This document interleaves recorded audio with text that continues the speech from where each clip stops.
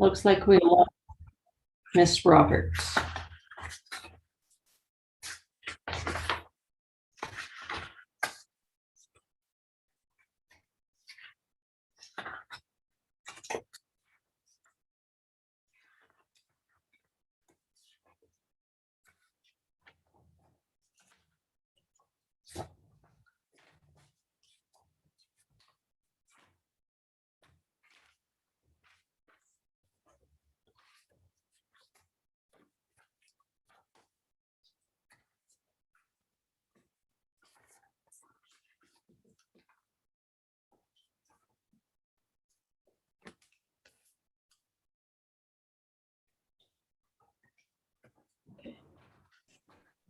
Sorry about that. We were just having some technical difficulties. We're here. You're ready to go now? Yeah, sorry about that. Okay, good. All right. Good morning, everyone. We're here for the final day, scheduled day of the arbitration for the ICF between Woodlands County and the town of Whitecourt. And we're at the closing part of arguments. We're going to deal with replies to the arguments and arbitrators' questions today. All right, Mr. Ward, I guess it's your turn. What do you have for reply? All right, Ms. House. There are a number of items that we take issue with that were raised yesterday, but to the extent that we think they can already be addressed by reference to our written submissions or our earlier arguments, or we think are clear in the evidence, we won't take you through those, and I'll try and be brief this morning. To start with, we want to address their response to the statutory interpretation question that you posed yesterday. So I'm just going to let Mr. Swanberg briefly respond to that issue firstly, Ms. House. All right, and I'm just going to try sharing the screen here. All right, is everybody able to see the screen here? It's an excerpt on Canley of the MGA. Yes. Okay, perfect. So Ms. Howes, we noticed in the questions that you submitted yesterday that you have some questions about section 708.38. We were already planning on addressing this in our reply since there were some additional submissions made on this section yesterday, an oral argument that we want to comment on.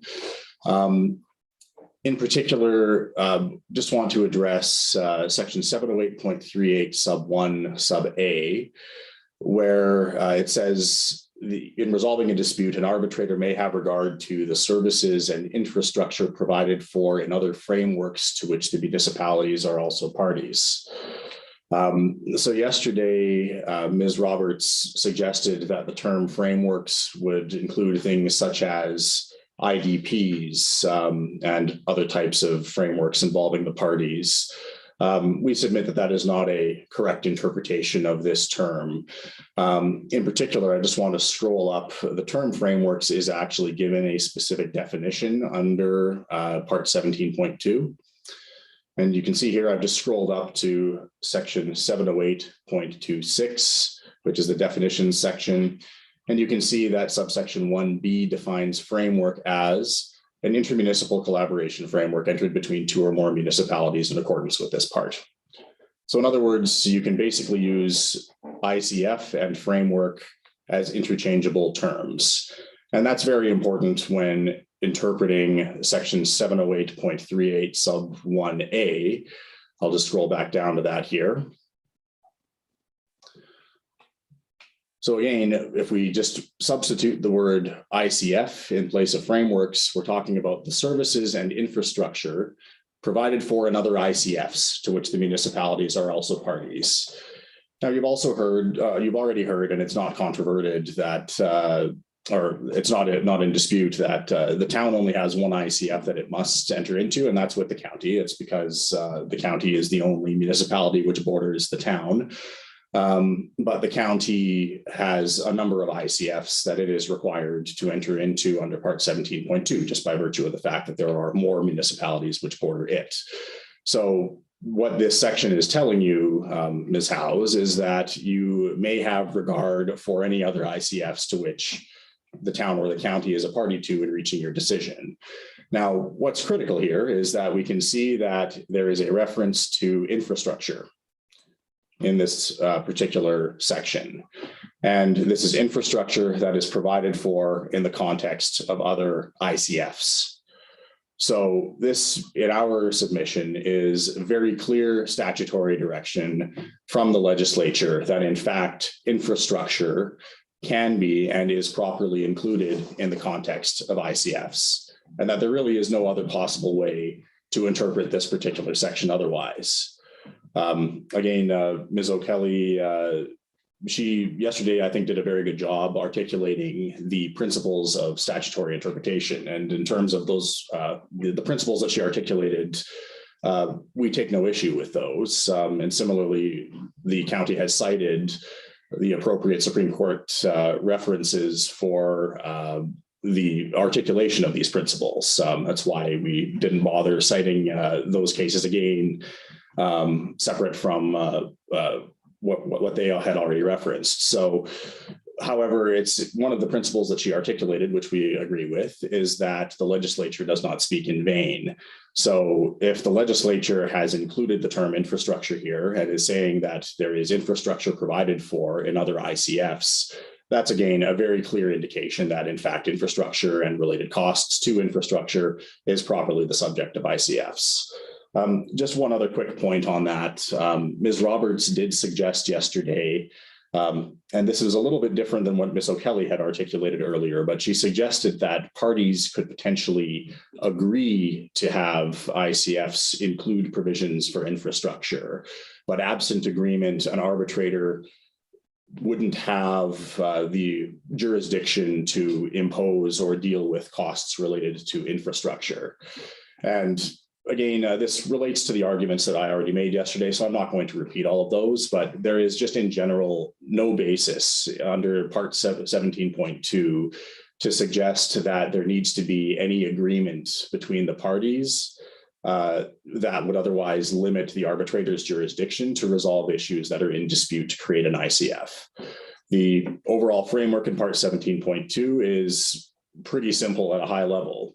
Parties are required to enter into these. It sets in, at a high level what the contents must include.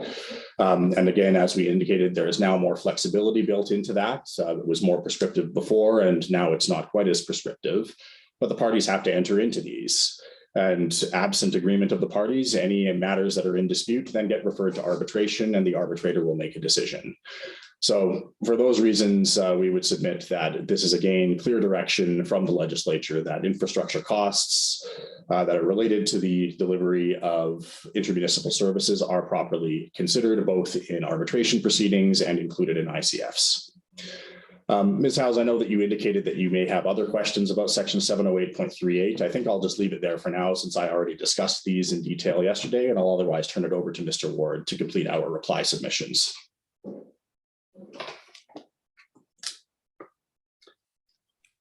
Just before you go there, I just want to pick up on the last thing you said, okay? You said infrastructure costs related to intermunicipal services can be covered in the ICF. So are you distinguishing, and that may be relating to one of my other questions, which was, are you differentiating infrastructure and capital as being a cost to provide the service, or are they a service in themselves? So I think they are costs to provide a service. I think a good example would be, take for example, the fire department. So the fire department delivers a service, which is fire suppression and emergency response services within a particular service area. Now, in order to deliver that service, you need to incur necessary costs, both operating costs, which would include things like your overhead, salaries, those kinds of things, as well as there is necessary capital costs. And for a fire department, that would include all of your firefighting equipment, as well. You have a fire hall. So there is a infrastructure cost that is as well integral in delivering the fire suppression service. So that's the way that we conceive of this, is that if a cost is integral to the delivery of a service, then it must necessarily be something that can be considered and included in an ICF. And that's fair and equitable. The entire purpose of an ICF is to ensure that parties share equitably in the costs that are required to deliver that service. I'm not sure if that answers your question or if you have any further follow-ups, Ms. Howes, but I think that sums up our position. I think that gets me a picture, and I'll go if I have more questions. And Mr. Ward, if you want to add, that's fine. So, yeah. Sure. And I think just building on that, beyond the statutory jurisdiction that you have, it's our position that there's simply no principled basis for excluding capital. It's not possible to deliver services without capital costs, and the distinction in reading down costs in part 17.2 is entirely artificial. It's like saying that firefighters will respond and they would contribute to that, but they wouldn't pay for the fire truck or the equipment they need to respond. Or it's like saying that they would contribute to swimming or skating, but not to a pool or arena. You can't deliver a service without the connected capital costs necessary to deliver it. My friend referenced at one point that the fact they are not a co-owner of a facility is relevant in determining that something is not an intermunicipal service, but that's not supported by any reasonable interpretation of the MGA. The ownership of those facilities confers no benefit on the town, only obligations. They don't get tax revenue from those facilities. The only exception being the county in relation to the airport, but owning a rec center doesn't confer those benefits, only the obligations. And there's nothing in the MGA to suggest that ownership is a precondition of it becoming an intermunicipal service. And I think I want to clarify as well, when we talk about capital and references to life cycle costs, it's important to remember, just from some of the comments that have been made, that life cycle costs are not simply capital replacement. They're intended to identify preventative and other maintenance obligations and equipment or part replacements over time, which is intended to provide stability and funding that would otherwise result in variations in operating expenses from time to time. But it's not simply in the way the town has sought to address it, accounting for only capital costs. I just want to address a few specific points that were raised yesterday. My friend noted that we referred incorrectly to their argument as fiscal sustainability as opposed to fiscal stewardship. We simply used the wrong name, but it doesn't vary our response. My friend took you to the letter of April 22 to 2021 to yourself, outlining what they referred to. where they talk about a maximum expenditure accounting for their fiscal position, and our submissions were intended to address those arguments. So we've simply referred to it as fiscal sustainability rather than stewardship, but the same arguments apply. On that note, in our submission, it's difficult to see how you can impose a lump sum given the absence of evidence on what that number should be, as I highlighted earlier.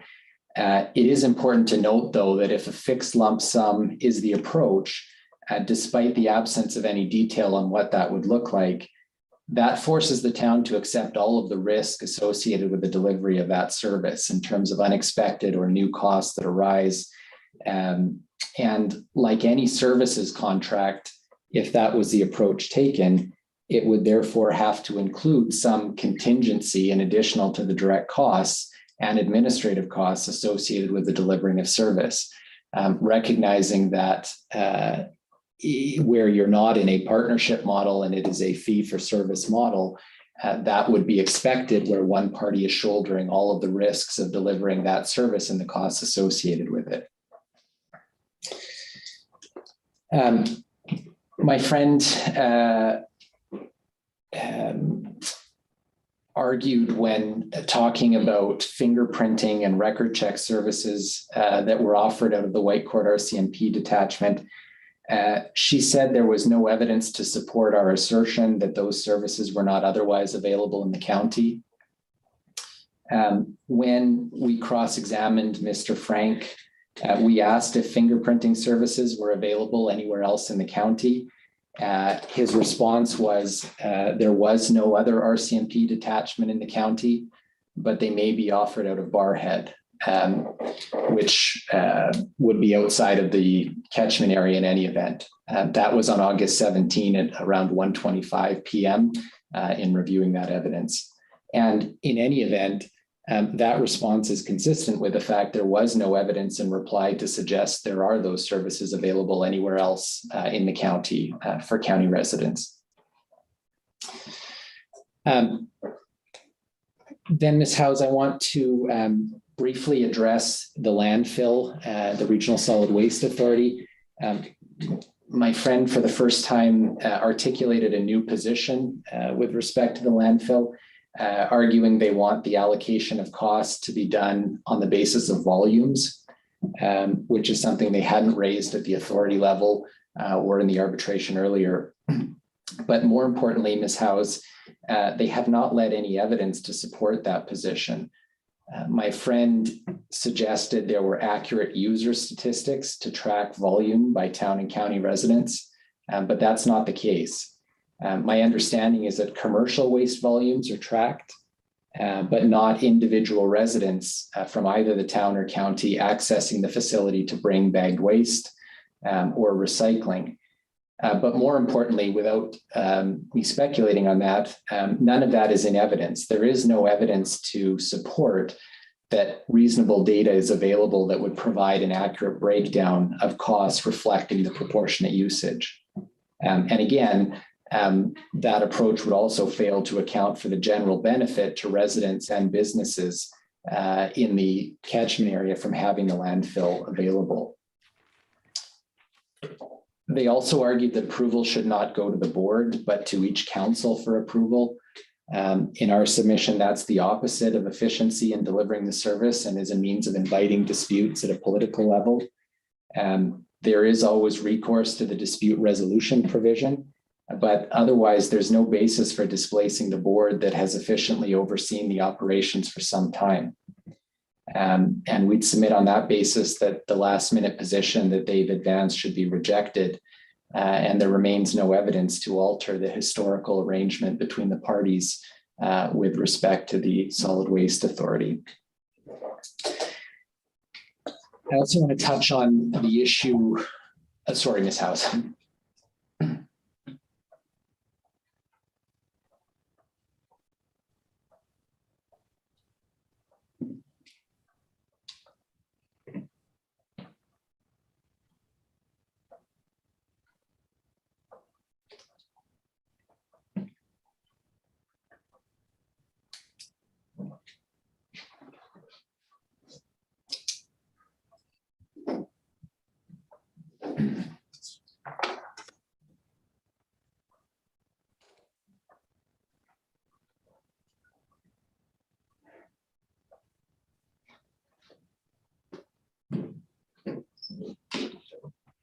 Go ahead.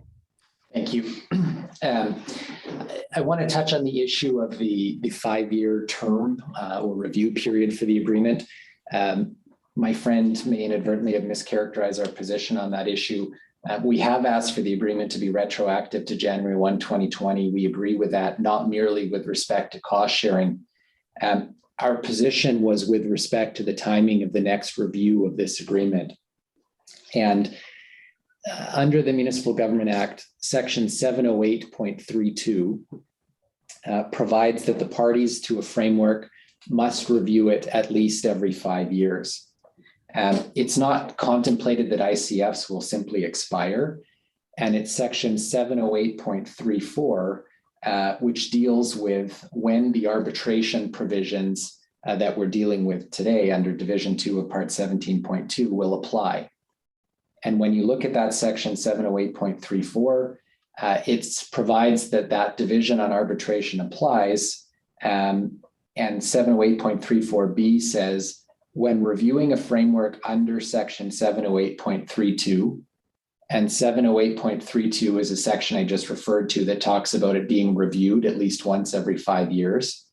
And so it says when reviewing a framework under that section, the municipalities do not agree that the framework continues to serve the interests of the municipalities, and one of the municipalities provides written notice to the other, and the minister stating that they are not able to agree on the creation of a replacement framework. That's the process whereby when you have the reviews under 708.32, if there isn't agreement, there's recourse to the arbitration provision to deal with that. I suppose whether it's a review or a term may be semantics, but referring to a review in our position is consistent with that language in the MGA, that it must be reviewed at least every 5 years. If the parties can't agree in terms of what needs to replace it during that review, they have recourse to these arbitration provisions under the MGA. Our position is that whether or not the term starts on January 1, 2020, it's clear now that well into that term, the parties are engaging in a review of the framework right now. My friend has commented that dispute resolution provisions are expensive and costly for both parties and that they want certainty.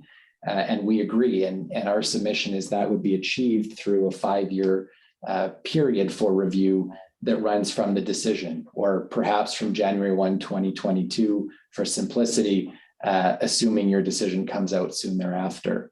And that doesn't stop the parties from having recourse to settle issues through the dispute resolution process if they arise before then. My friend, for example, has suggested that there is a review of the federal census. In our view, that's speculation in terms of how that would change or alter the impact of the municipal electoral districts and population in the catchment area. And there's no reason to think that that would alter the arrangements. But again, those are issues that can be addressed. But in terms of a fixed term, our submission is that it should be a case of review every 5 years, and that period should run to account for the fact that the parties are currently engaging in a review to the end of 2021.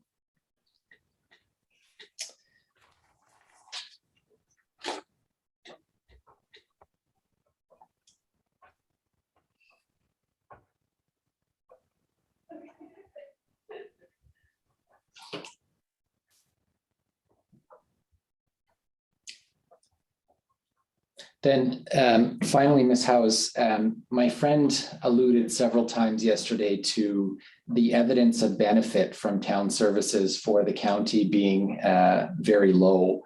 And it's important to keep in mind that there was no obligation historically to compile specific usage statistics because the previous agreement was based on a catchment model as well. My friend has suggested some extremely high standards should have been required of the town beyond what was compiled, and frames the evidence that we've articulated that the county previously cost shared as being of very limited value. And in our position, that ignores even the specific view of their own financial expert, Ms. Miller. who indicated that a history of cost sharing was indicative of a certain level of service being required and affordable. And what's important to note, Ms. House, is that the county has never indicated that they no longer want their residents to have equal access to those facilities and services, which have continued on that basis since January 1, 2020. And in quoting my friend's principle, in our view, it would be inequitable to continue to get that benefit while no longer contributing to the service. And in our submission, the evidence we put forward based on the data available supports that there is a continued benefit. And I don't want to belabor the points we've raised already on those issues. So I'm happy, Ms. House, to address anything specific in terms of questions from there. But those are the key points we wanted to touch on this morning in reply to my friend. Thank you.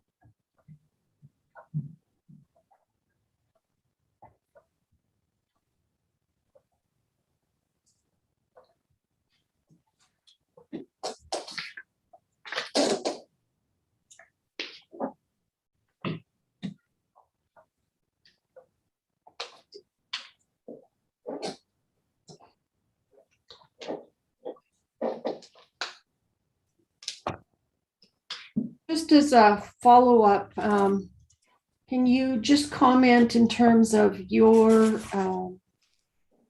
view on the term, how the next round of municipal elections would fit into that, and any factors I should consider around that? Not this one coming, but the 2025 elections. Right. So 4 years from next month would be the following elections. I suppose the other advantage of a 5-year review period that runs from your decision is that would ensure that it is a new council in place at that time that would have the agreement. Certainly, I suspect administratively there would be ongoing work and discussions leading up to that. But in our view, that would dovetail well that a new council would be in place, could have the benefit of the work leading up to a review, and they would be in the position to make that determination rather than, again, having to set an ICF just in advance of an election period, Ms. House.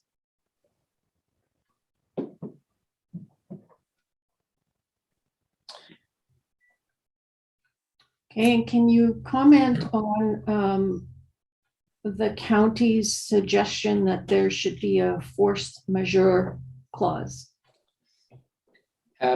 Well, I'm not sure, Ms. House, I entirely understand the basis of that, but I guess our comments would be reflective of some of the things that we've said in our fiscal sustainability or fiscal stewardship argument, which is to the extent the county argues that if they suffer some serious financial impact, they should be relieved of their obligation to contribute. It basically asks the town to shoulder the burden of those concerns or cost risks, which in our view is not an equitable way of dealing with it. I think to the extent there is a significant change which affects the matters in the ICF, the parties can seek to make amendments to the ICF. And if there isn't an agreement, they can argue that specific facts or changes give rise to a dispute and have recourse to the dispute resolution mechanism. But I understand my friend to be asking for something more, which is if there's a serious impact, they're basically relieved of their obligations under the agreement. And in our view, that's not appropriate. I would also note that typically a force majeure clause in a construction or other contract often provides that financial difficulty is not considered an event of force majeure. That's often a specific clarification that is provided. It's also something that typically only suspends obligations for the duration of a force majeure event. But in any event, in our submission, to the extent there is a significant extrinsic events that directly impacts on the services and obligations under the ICF, the way of dealing with that would be through negotiation. And if that's not successful, having recourse to the dispute resolution clause if a party feels that it impacts on their obligations in a way that affects the obligations under the ICF.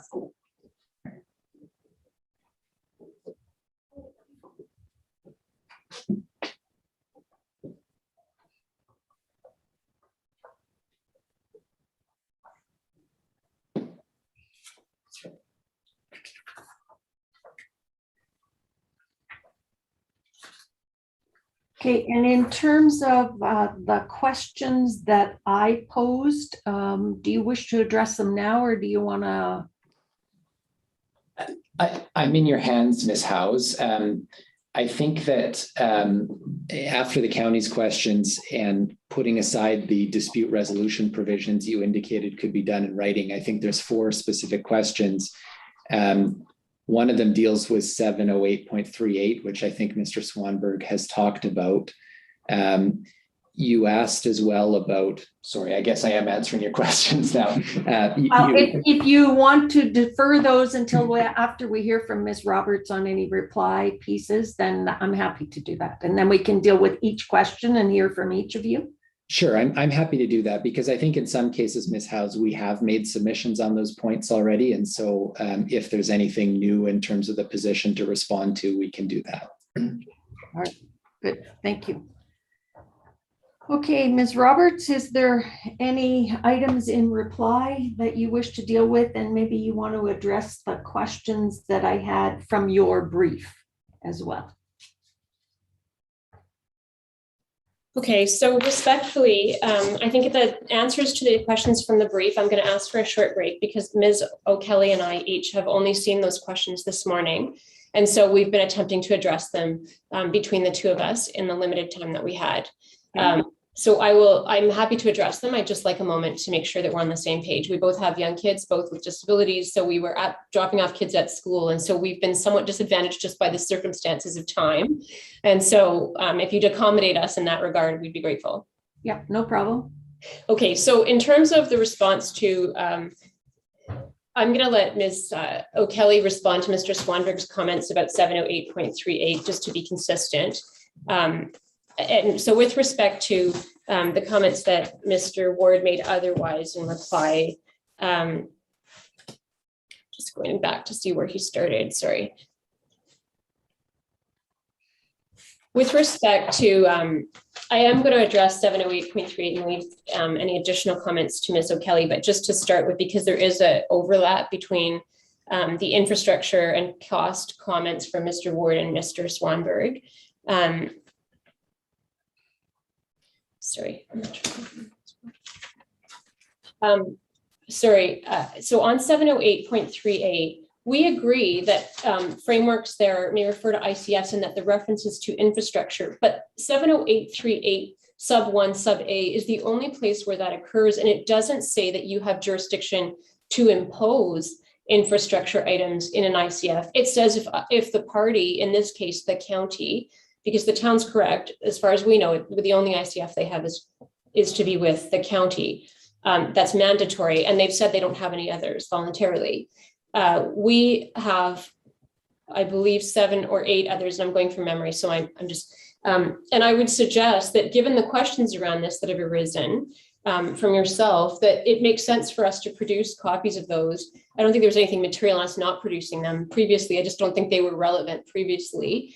But we have them, and they're not secret documents, they're in bylaw. So I would happily share them. I suspect my friends probably already seen them, but we will provide them to yourself and to Mr. Ward's office. And then I think with respect to 708.31 sub A, I would say that the limit of that provision is with respect to you may have regard to whether or not there's any agreements voluntarily by the other, in this case, the county, with respect to infrastructure and services in those other provisions, and they may assist you in that regard. But it doesn't provide you with, I don't think that we can go so far as Mr. Swanberg is suggesting, but somehow that implies that you can impose terms with respect to infrastructure. And our argument is similar to the third party. And it's clear from the legislation, and I'll just let Ms. O'Kelly speak to this in more detail if needed, but The legislation clearly says we're agreed between the parties with respect to third parties. And this is the same. It's saying where the parties have an agreement, another framework where that's agreed. So they have other frameworks. If they've included infrastructure in those, you're entitled to look at those. I don't think it gives you the permission to impose infrastructure. This provision isn't one that tells you what your power is to direct in the contents of this particular ICF. It's giving you the authority to look at them, the other ones. Next, and so with respect to the capital and infrastructure costs, I think Mr. Ward said,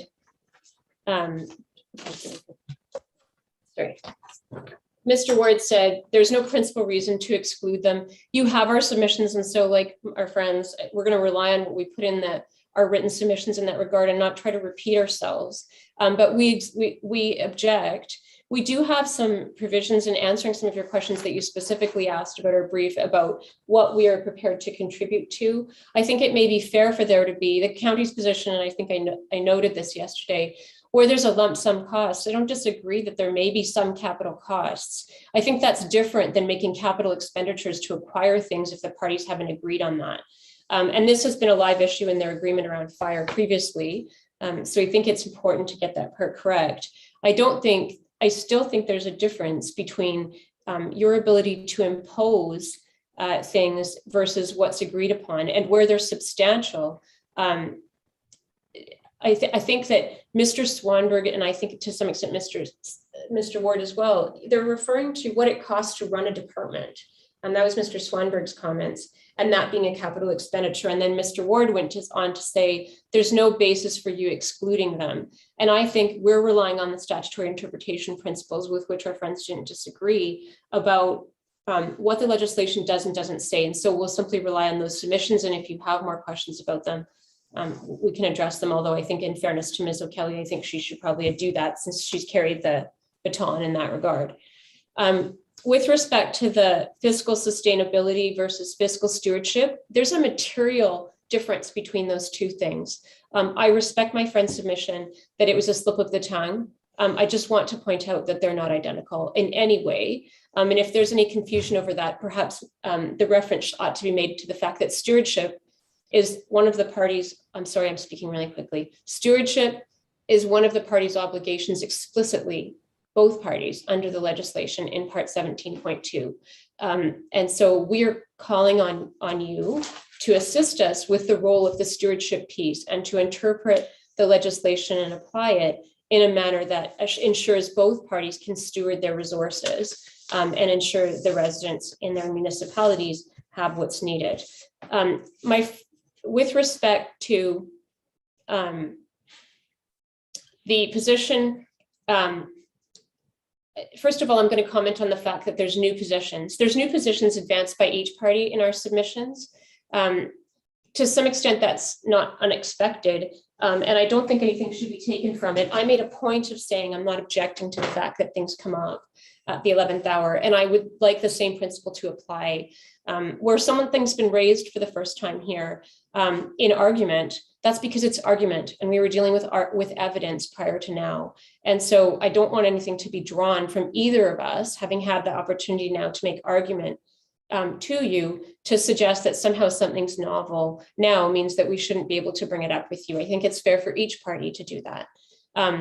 With respect to the question about, and so that was raised by Mr. Ward with reference to relying on volumes.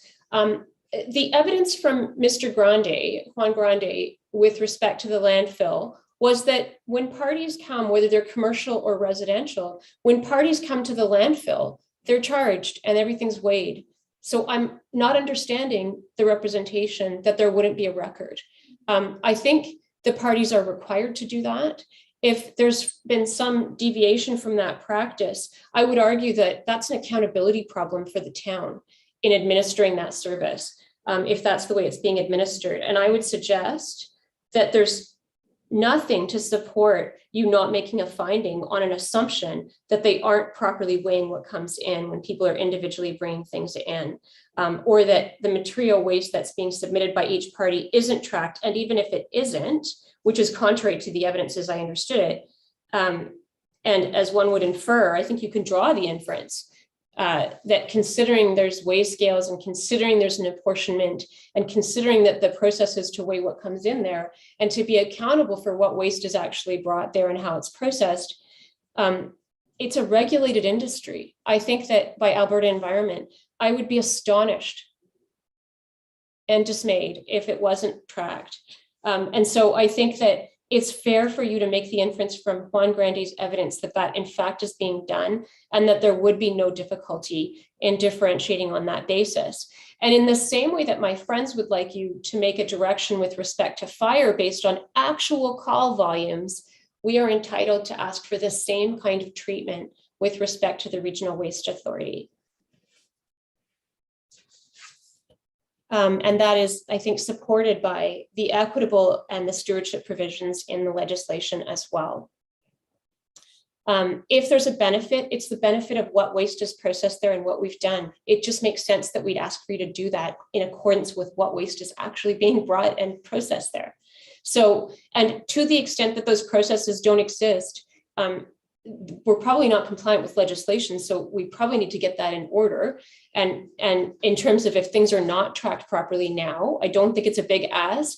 I think it would be something that ought to be in the agreement in any event. If it isn't there now, there should be tracking of what's being done and what's being processed and who's bringing in what, so that the parties can each evaluate, including at the review period or the end of their term or whatever the process may be there, and we'll get to that. But I think that it's reasonable to direct that just as the town wants to track fire service use and charge for it, the same absolutely should be true, particularly because the town has the veto power on the board. And the veto power that I mentioned yesterday, because they have an uneven weighting on the board, the Regional Authority Board, is the very reason that expenditures over a certain amount ought to be determined by council. There is no written agreement with respect to the admin costs that are being charged right now, according to Mr. Grande's evidence. That's important. That's an accountability piece and a deliverable that should be provided. Reporting on what's being charged, what the county is being charged for their cost contribution ought to be in writing. And that goes to the provision and the theme about certainty that we spoke of yesterday. With respect to the interpretation of 708.34, there's a, to the extent, and I'm going to be informal just briefly to say, I'm unsure about the position that I'm hearing. I'm hearing you can't get a review except at 5 years, and you don't want force majeure because you should just wait around for the review. And if you don't like what's happened in a force majeure event, and I will talk a little bit more about what I meant by force majeure, and it wasn't, anyways, I'll get to that in a minute. But if your only recourse is to call for a renegotiation of the terms, when do you do that? If there's only a review is the only option that you have. If alternatively, my friend is suggesting that the proper interpretation of 708.34 is that we can write at any time other than the review period and say we aren't happy with this agreement anymore, that will satisfy the county's concerns. And so I think it's really going to come down to how you interpret 708.34.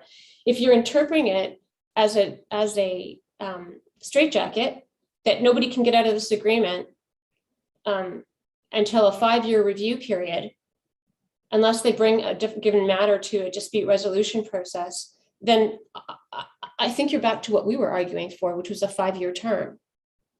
So I don't see the division.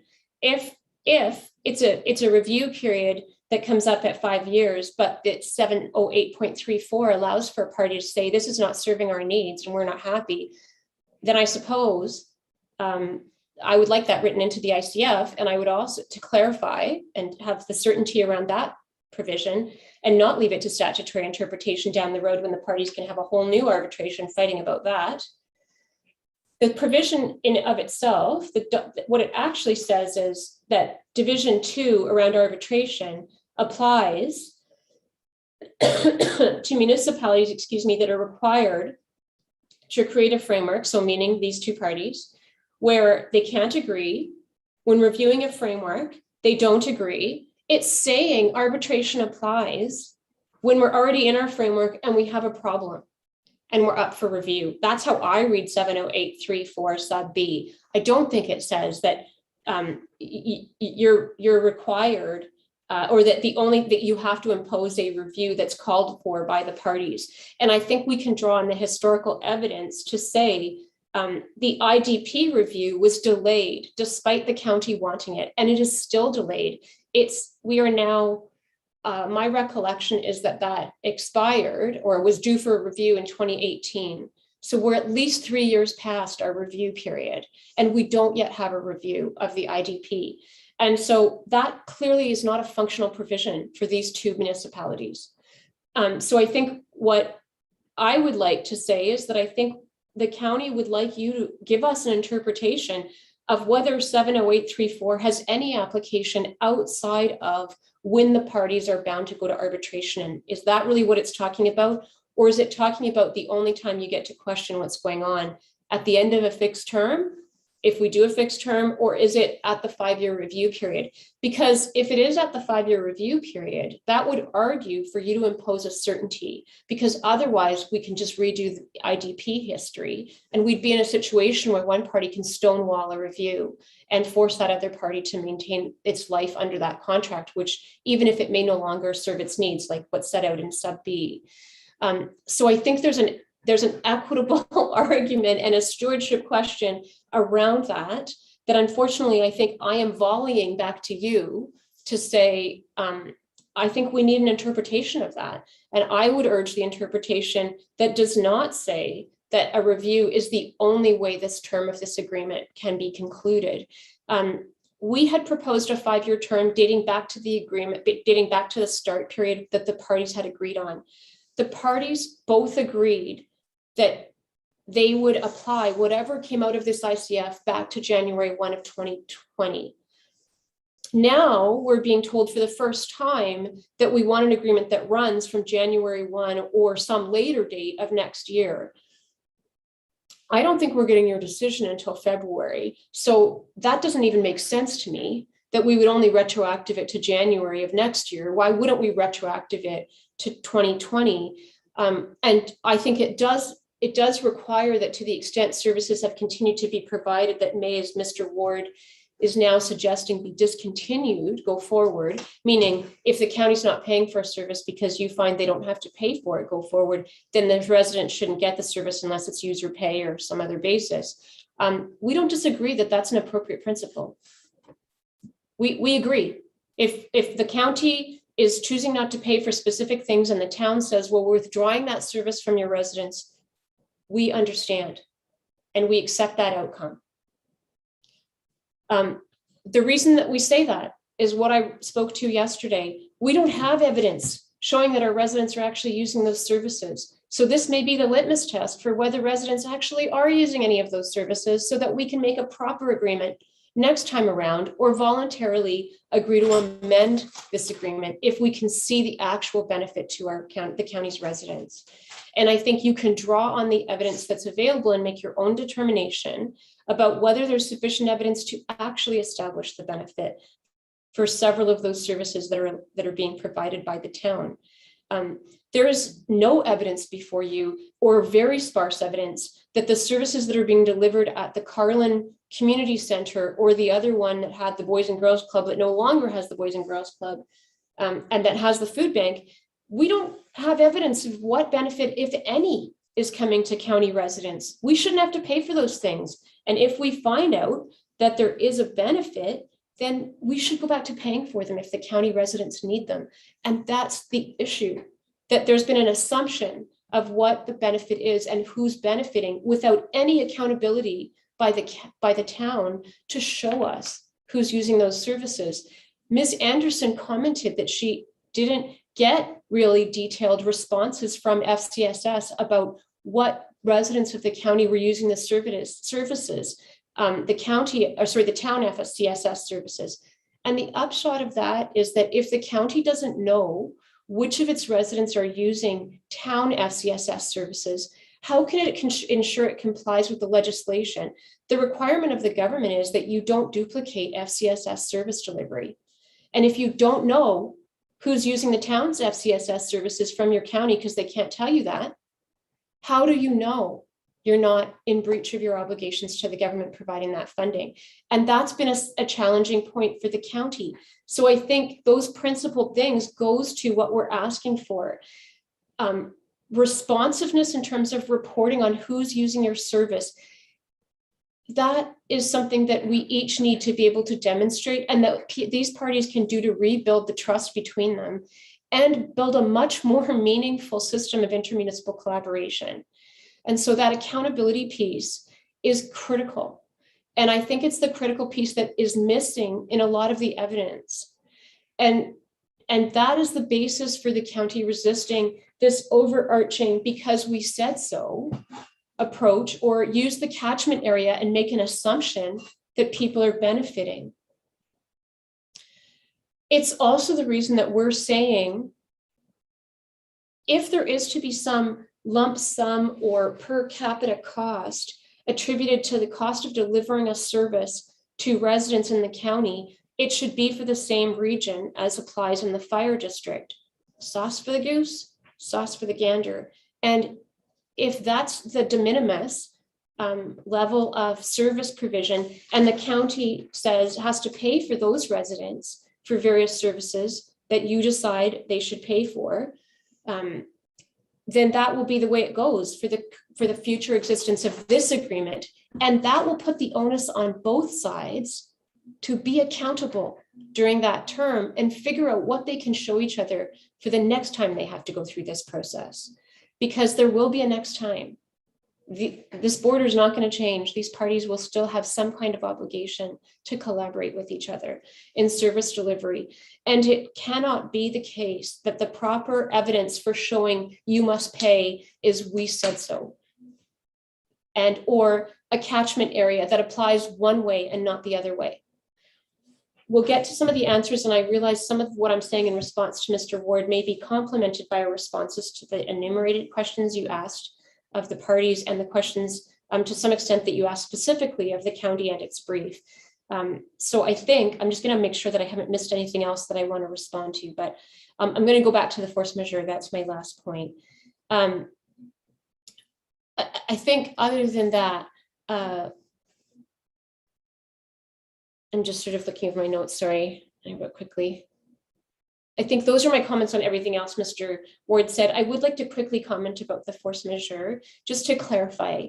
I think the assumption that's being made is that this is going to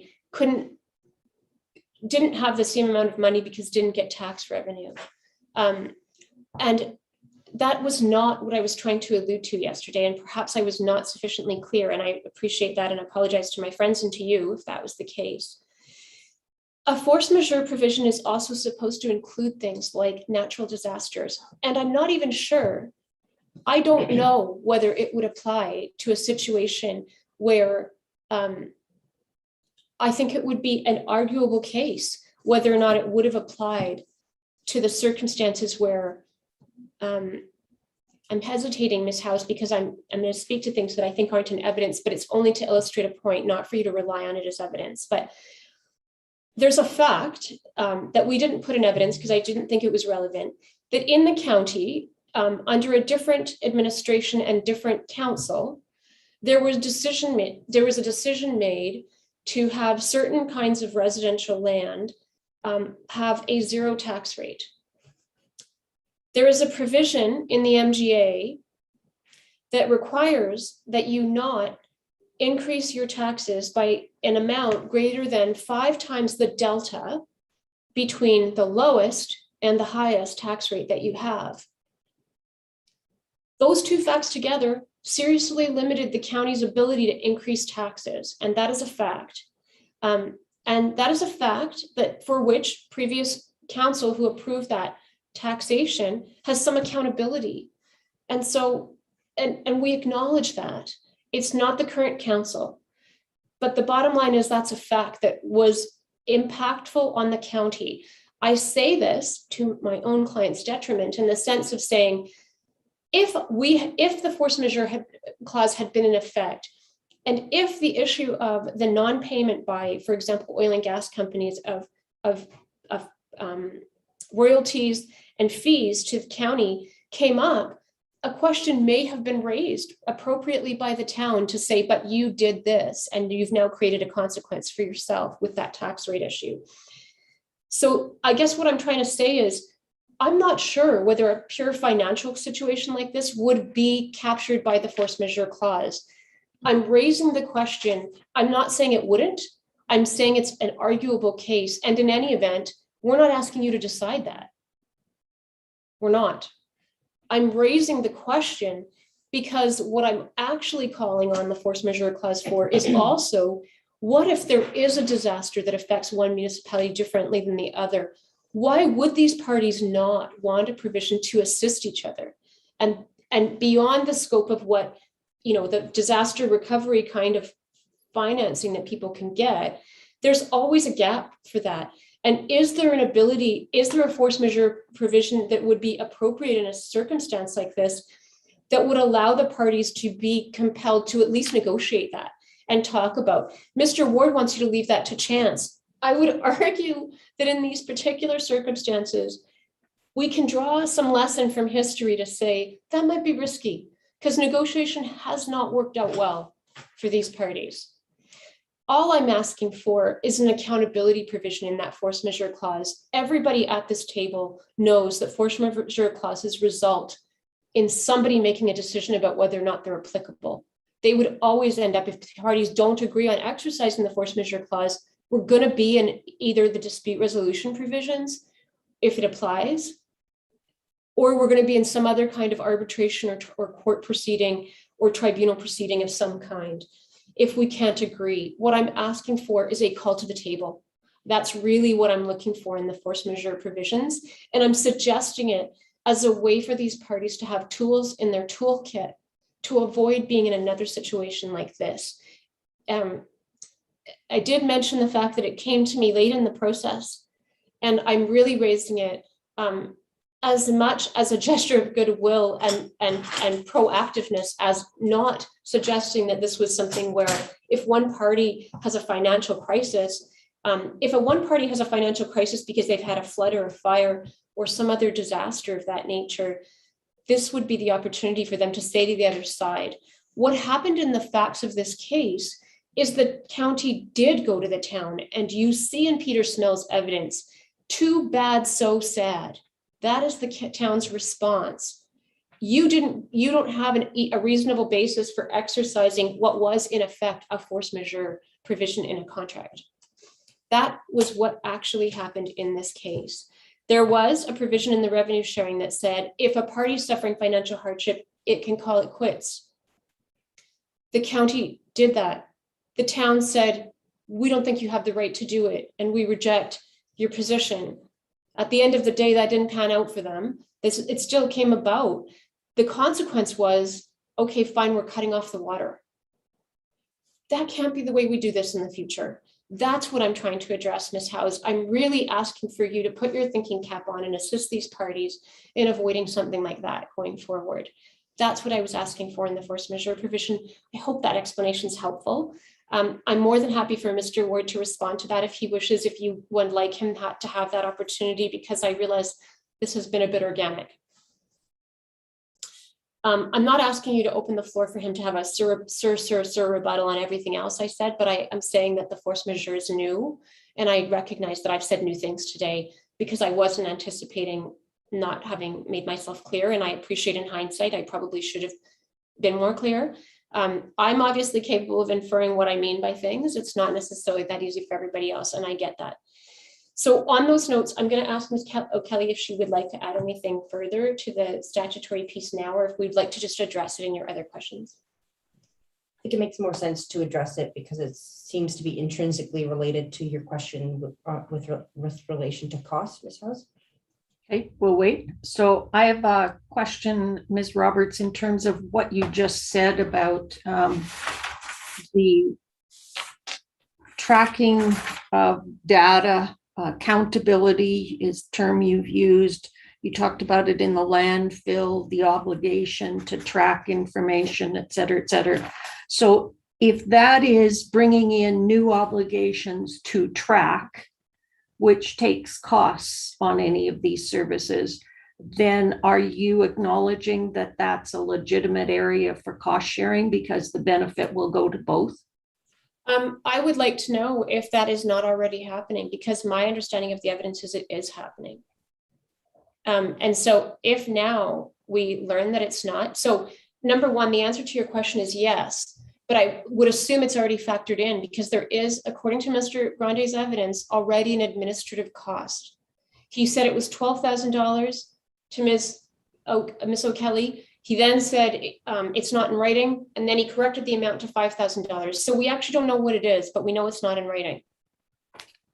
So I think at the end of the day, there should be an administrative charge, is what he called it, in his statement. That's what Ms. O'Kelly was asking him about. And so I would have assumed that it's already being charged. So do I think it's an appropriate charge? Yes. If people are spending time tracking as part of accountability, yes, I think it's an appropriate charge. I think that to the extent it's already covered, that should continue. And if it's not already included, I would question why it's not. And I don't think that's a finding you can make, that it's not there, because Mr. Grande said that there's checking and balancing. And if it isn't, and it's an added cost, I'm fine with you making a provision for that being included.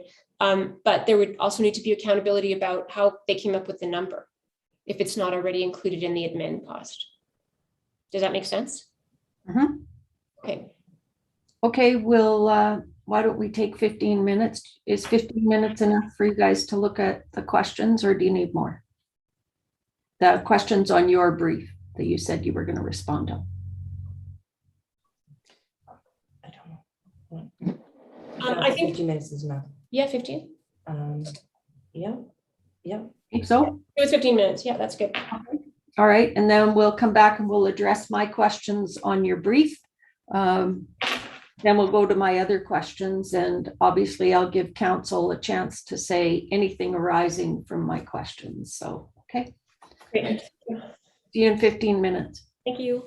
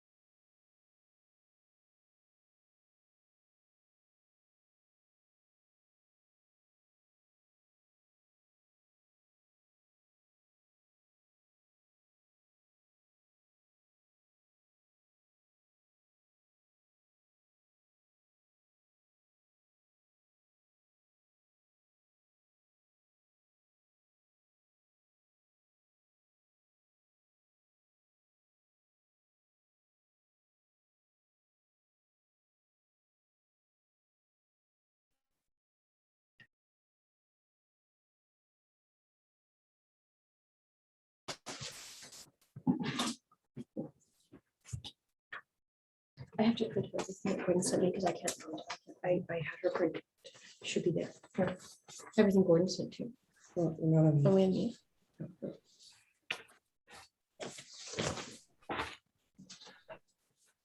Did you put us on mute? So Ms. Roberts, if you're ready to go, if you're going to answer the questions that I had about your brief, I would appreciate it if you would refer to the paragraph number and give me a moment to get there before we start hearing the answer, okay? Can you move it? I don't want to see that. Okay, go ahead. Okay. So Ms. Howes, I'm going to try my best to answer the first three questions that you'd asked on our brief. And just as a bit of a disclaimer in relation to the first question, which was the definitions of intermunicipal services, I'm going to try not to stray too much into the, that related portion of the costs issue and those questions you had about funding versus equitable sharing of costs, because I think those properly were answered as to all the parties. So I'm going to try my best to artificially divide them. With regards to the question of service, I did my best to find kind of other legislation or regulations that define service this morning. And what I did find was that most of the time, it's repetitive in the term of the use service. So one of them is the Municipal Government Act 2009, which is SA 2009 C49. And I can send this to everyone afterwards, so we have the same references, but just by way of example, it defines fire services. Fire services means services related to the suppression or prevention of fires, rescue and emergency services, and other activities of a firefighter. So you can see they still fall back on what we were finding yesterday, is that we're still using the word service. The definition of that alone seems to be elusive to most drafters. Now, but your question is about with regards to paragraph 130 and 134 that we have defined intermunicipal services twice. Now, I've reviewed that again, and what I noticed is that we were in that section looking at intermunicipal separate and services separately to try and understand their ordinary meaning.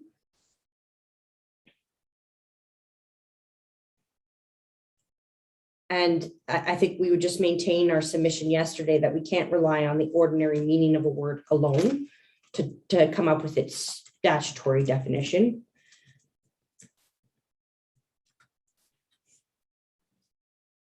And so we would propose, I've come up with a definition that we would propose is consistent with that ordinary meaning of both intermunicipal and services.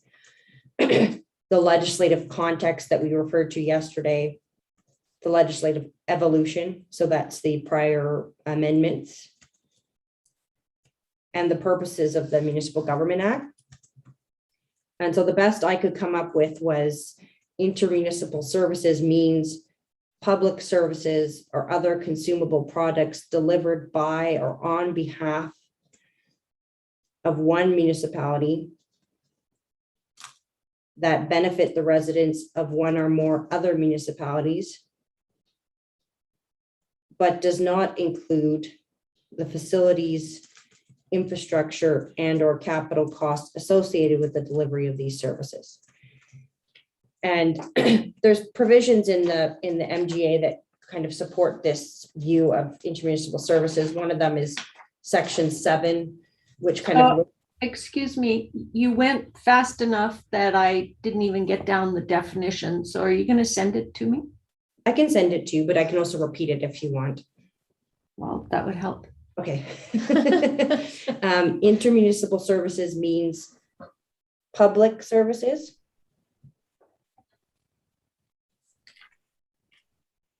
or other consumable products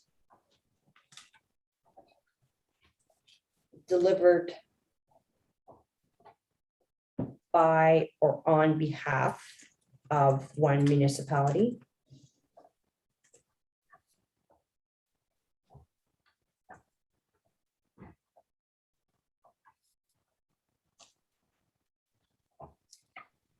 That benefit the residents of one or more other municipalities.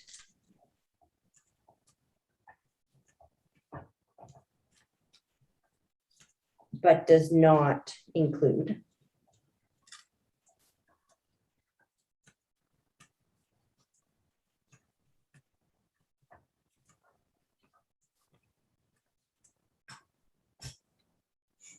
the facilities, infrastructure, and or capital costs associated with the delivery of these services.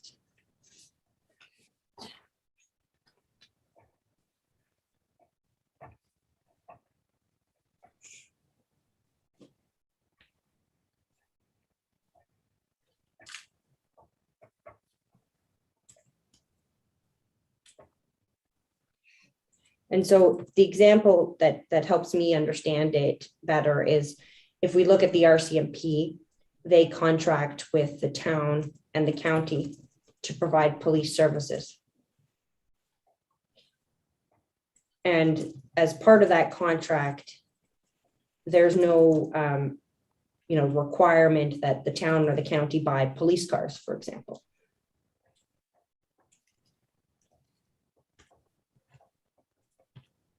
One would assume that the RCMP has included that in the cost that they've provided to the municipalities for police services. But it's not a direct capital contribution.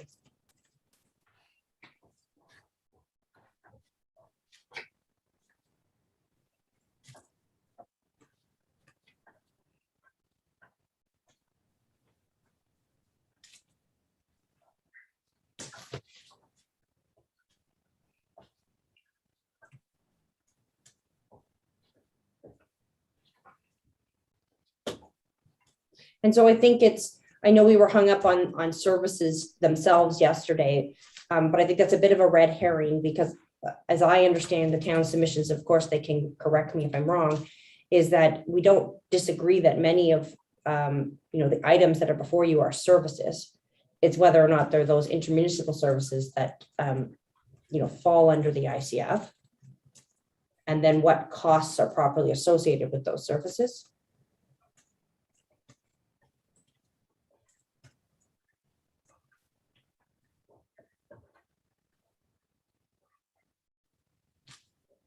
And so, for example, I think, yes.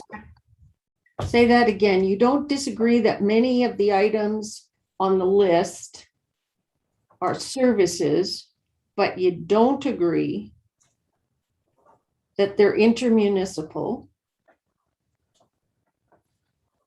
That they benefit the residents of one or the other, depending on the case. If I can just clarify, I think by an intermunicipal, we're saying that they meet all those, they tick all those boxes. I think we're saying they may be individually delivered by a municipality. I can sort of address this a bit more on some of your other questions if you want.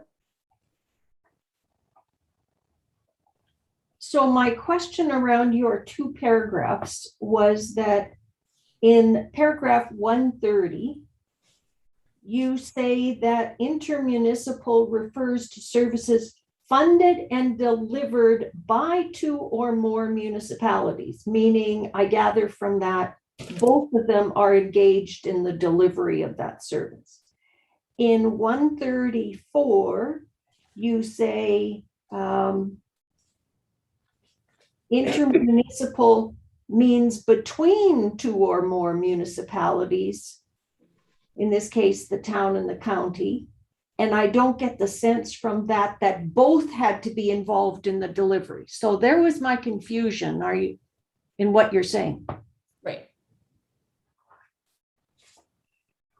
So and I think the question is, the answer is, I recognize that both are confusing. I think in 134, we're talking about intermunicipal agreements, I think is where we're talking about it. But to answer your question, it can be one municipality delivering services for both, which is what we see happening with the airport, for example.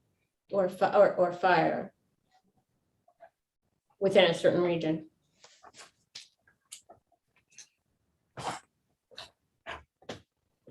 Okay. And I just want to finish the point on that I think that the county agrees that most of the items before you are services, with the exception of the municipal center and the railway crossings. Sorry.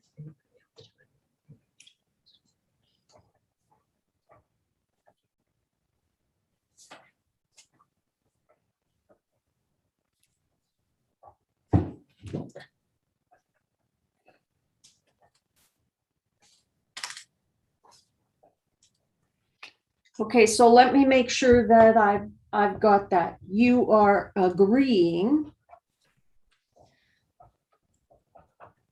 that the items on the list that are in dispute are services except for the municipal center and the railroad crossings. Yes. And so my question is not to decide what the meaning of services is. I think that's fair. I think that's what I meant by red herring. I think it's that intermunicipal services is the full definition.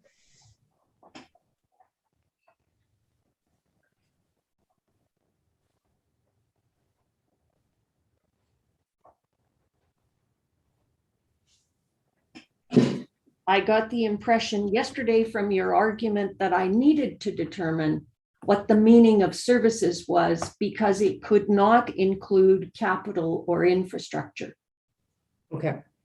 And I think that's what is defined as, obviously in another context, another piece of legislation, services could include those things and has included them in the past. But I think what we're looking at is what is an intermunicipal service that properly falls within the ICF. And some of those things that are put before you are clearly capital, like the municipal center, and others are clearly capital costs that we say don't fall under the rubric of intermunicipal services. But whether recreation, for example, is or is not a service is not in question.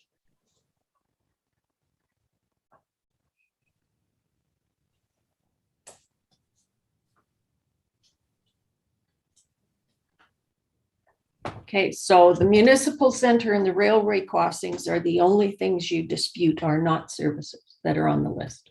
That's right. Okay. Now, and I'll deal with it. I think this leads into an organic discussion of the cost question, but we're going to leave that for part 2, where you do outline a specific question in relation to that.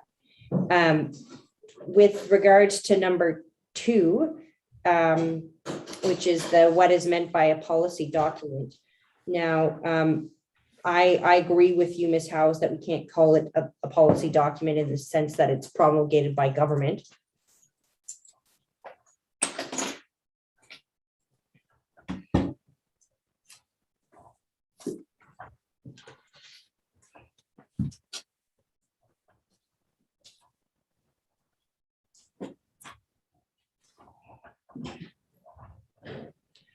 We would say it's a interpretive aid or guide by virtue of the fact that it has been essentially commissioned by the government.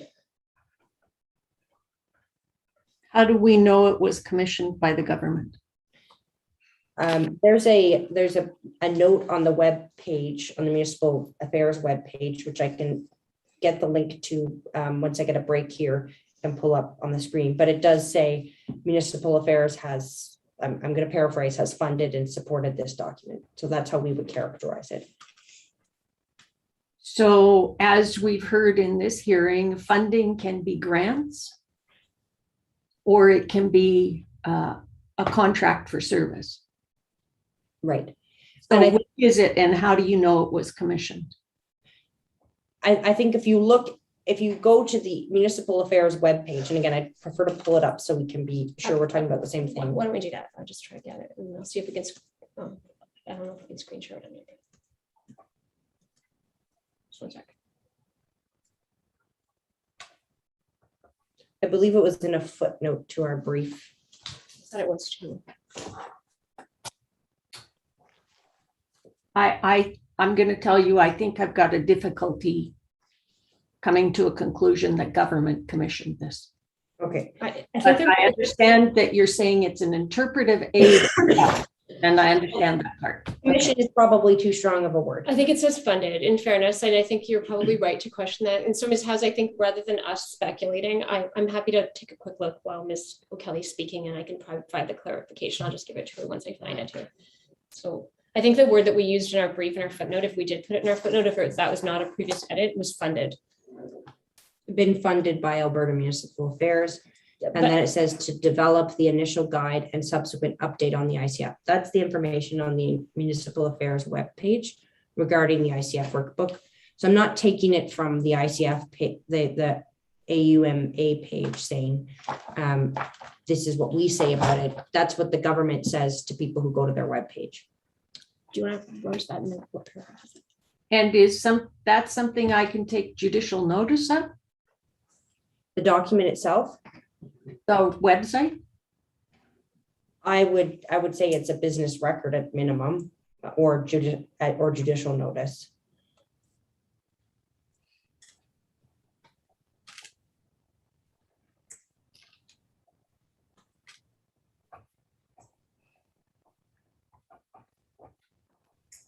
But at best, it's like, if you do accept that you can look at it, at best, it's a guide to you as a decision maker in interpreting part 17.2. It's no way binding. I think that answers my question. Just to clarify, if I might, it is on the website and it does verbatim say the rural municipalities of Alberta and the Alberta Urban Municipalities Association were funded by Alberta Municipal Affairs to develop the initial guide and subsequent update. And that's all that it says. That doesn't clarify what kind of funding we're talking about.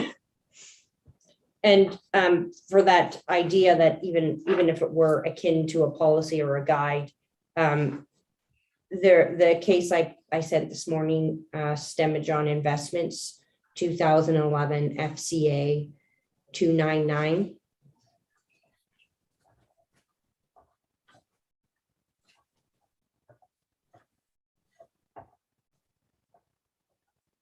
It says at paragraph 31, a loan reference to a policy statement such as the information circular is not necessarily a cause for concern. Often administrative decision makers use policy statements to guide their decision making. And I guess that comes back to my initial question, what makes this a policy document, which I've heard you say it's not. That's right. Okay. Thank you. And then question number 3 was in relation to paragraphs 170 and 180.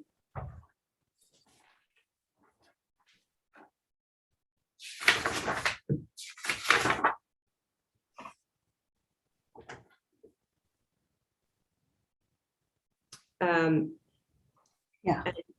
So in ICF under part 17.2, essentially a statutory instrument under the Municipal Governments Act. It's being required to be passed as a bylaw.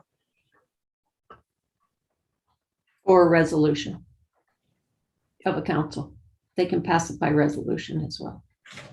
And I think our position would be that because it's mandated under 17.2 and decided under 17.2, whether it's passed by bylaw or resolution, it does have that effect of a sort of delegated like legislation.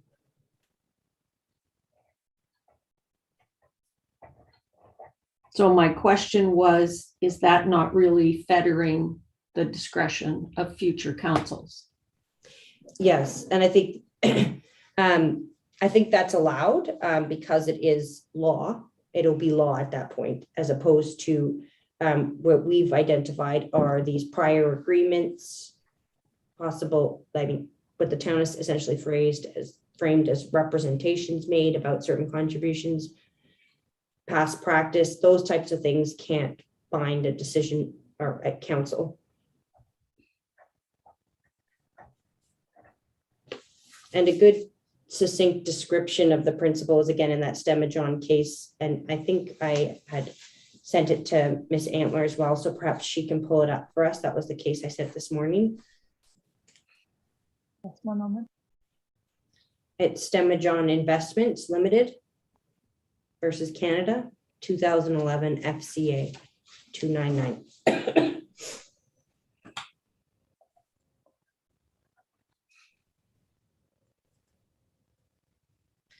And if we go to paragraph 22 this time.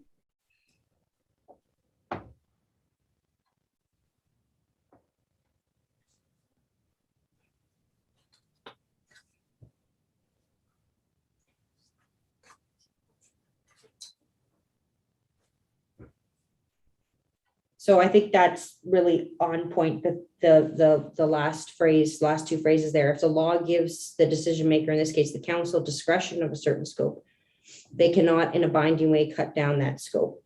To allow that is to allow them to rewrite the law. Only Parliament or its validly authorized delegates can write or rewrite law. And we would suggest that you are a validly authorized delegate in this circumstance.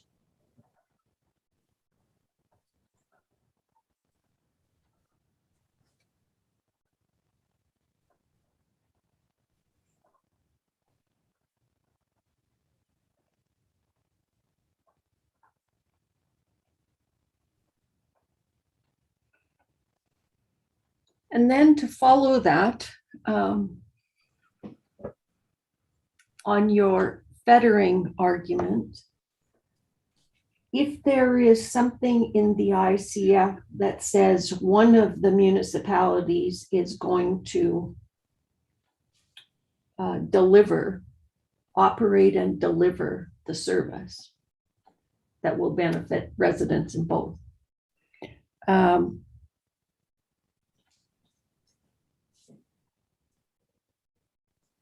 Does that then deal with the decision-making that flows from the delivery and operation of that service, even though the other council would say, well, anything to do with my residents, we get to make the decision? Is that not now caught in that as well?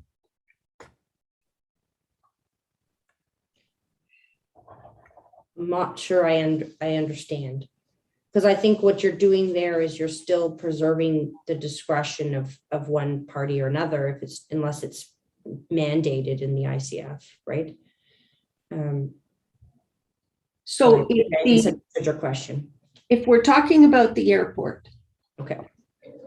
and the county owns and operates the airport, and if the ICF says that that's an intermunicipal service, and it must then identify who is going to deliver, therefore operate that service, which would then to me mean they make the decisions about it. And it says the county would deliver and operate that service. Does that mean that the town now has to recognize that the ICF has removed any discretionary decision-making they had about how that service is delivered, what it does, whether they agree with whether it's a blue airplane or a green airplane that is purchased, et cetera? So how far does that go? The short answer is no, it doesn't remove their discretion. And I think they're even still, like, unless the ICF said something along the lines of the town shall not have any involvement whatsoever in the airport, I don't think that would be a reasonable interpretation of it, especially when we're talking about different reporting mechanisms and decision-making mechanisms that would fall under the ICF, because obviously we couldn't bind the discretion there unless it's okay, there's a cap on the amount of contribution that'll be given to that service. That is something that would bind their discretion. But every operational decision, to the extent there's power in the first place with the town to make those decisions wouldn't be fettered by the ICF.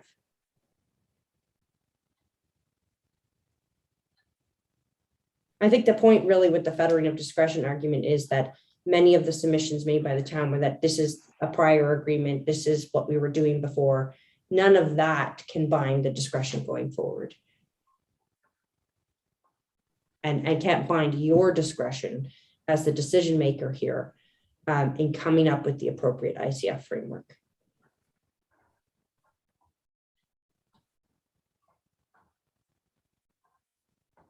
Okay, thank you. Now, I believe after question 3, I was passing it over to Ms. Roberts. Thank you.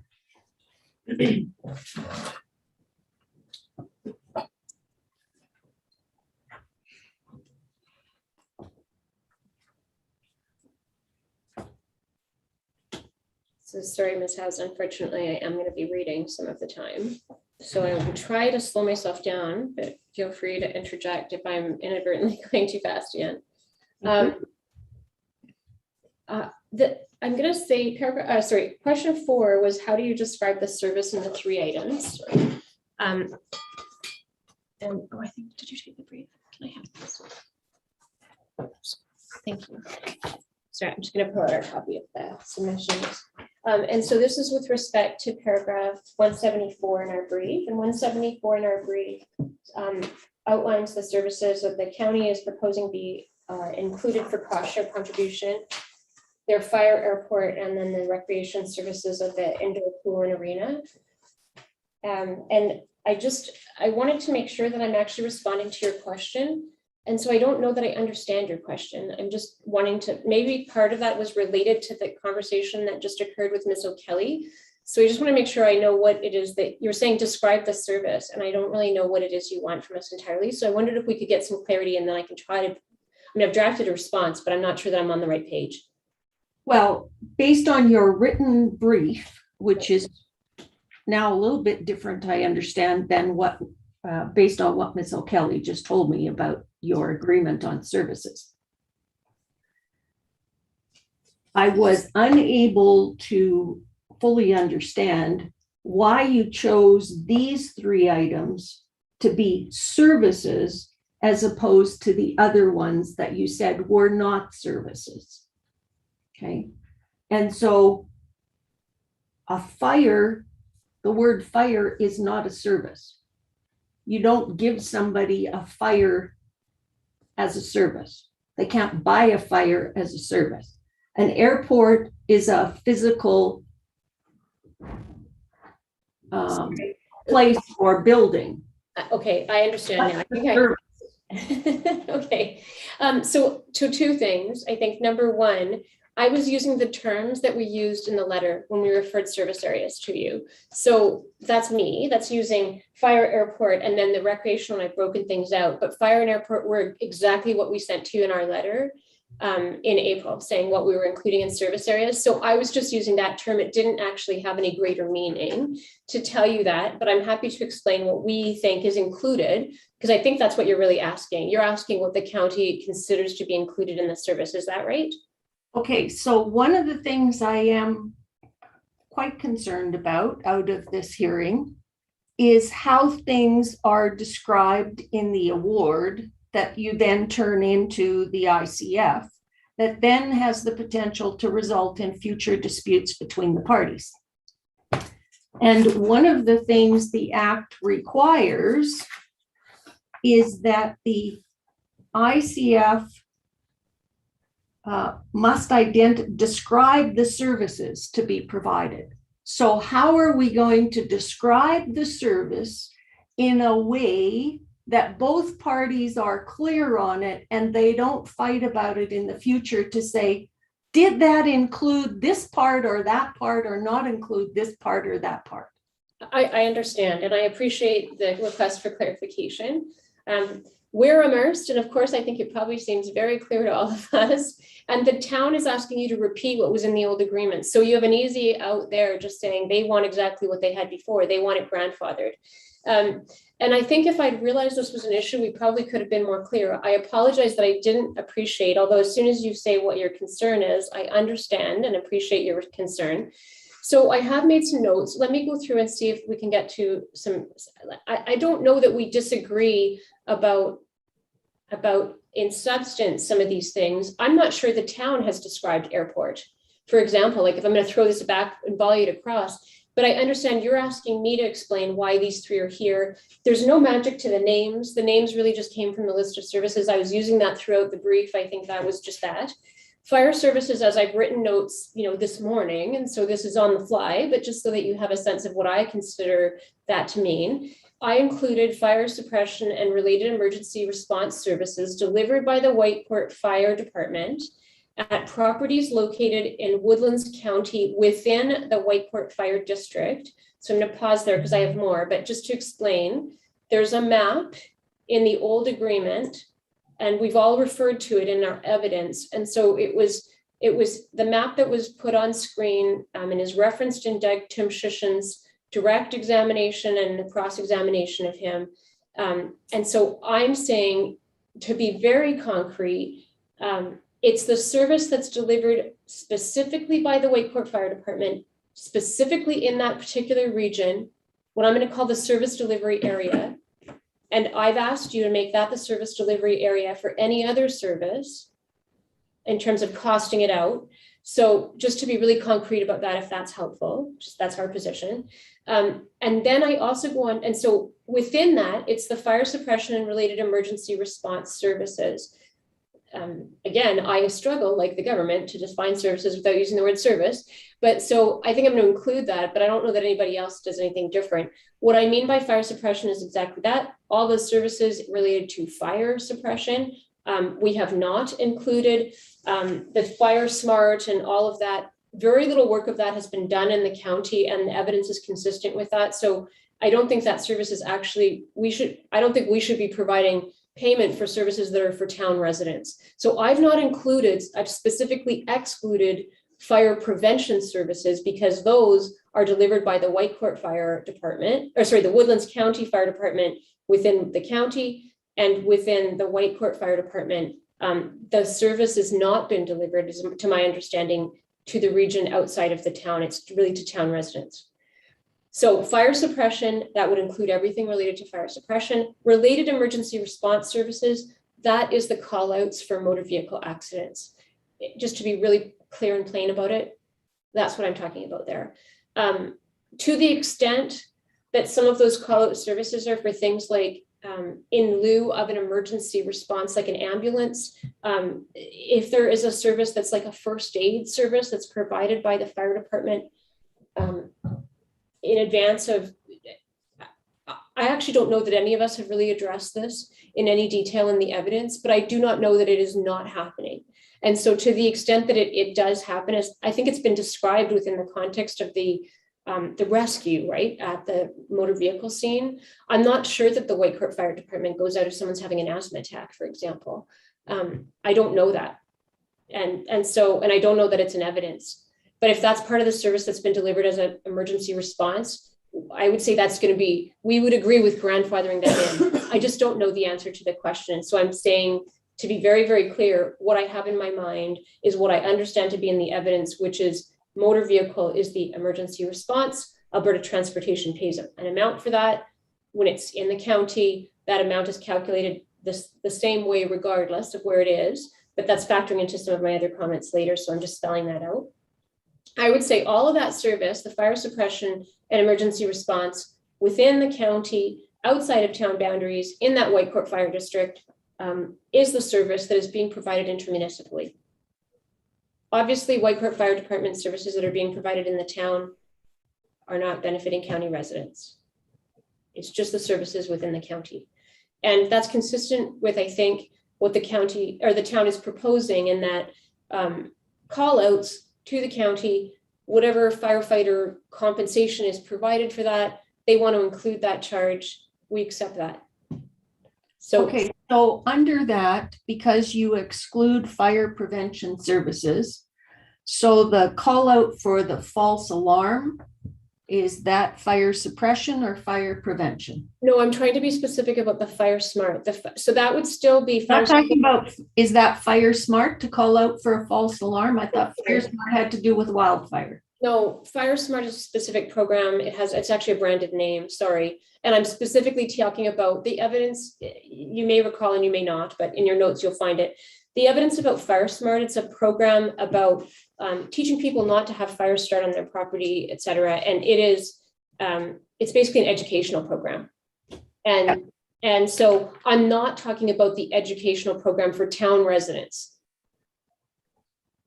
And my understanding is that the county is taking on that responsibility and doing that fire smart program itself. And so that's why we're saying we don't want to be paying the town for something the county's doing. However, the call outs for a false alarm is still fire service. It's still part of fire suppression because you don't know it's a false alarm till you get there. So to me, I'm lumping that in at the same. So fair question, but I had included that as part of a fire response. It's a fire suppression response because until you are there and you determine that, you don't know. But it seems to me that's been part of the situation here, is that looking at the documents in hindsight, people say we shouldn't be paying for that. I think the question was, do you need more than 2 people? And I think the evidence demonstrates those calls often involve one person. If you look through Mr. Tim Strissen's many paged account, his report, almost all of the fire alarm ones have one person going, some have 2. I don't think that there's a question about whether that should be paid for. The question was challenging Mr. Frank and saying you could never have a call out with only 2 people. And we say that's not true. And it's not supported by the evidence. So I think that's kind of a bit of, again, if I'm going to use Ms. O'Kelly's word, a red herring. I think we're not challenging whether or not there's a problem with the call. I think that there has to be some discretion in that. And I don't think the county's disputing the fact that,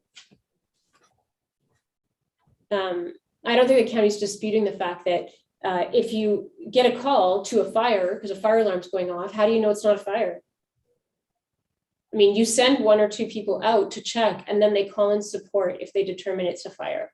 That's how it works, right? And so that to me is a call. Okay. Mr. Ward, a heads up, I'll probably be asking you how you respond to these descriptions for the same reason.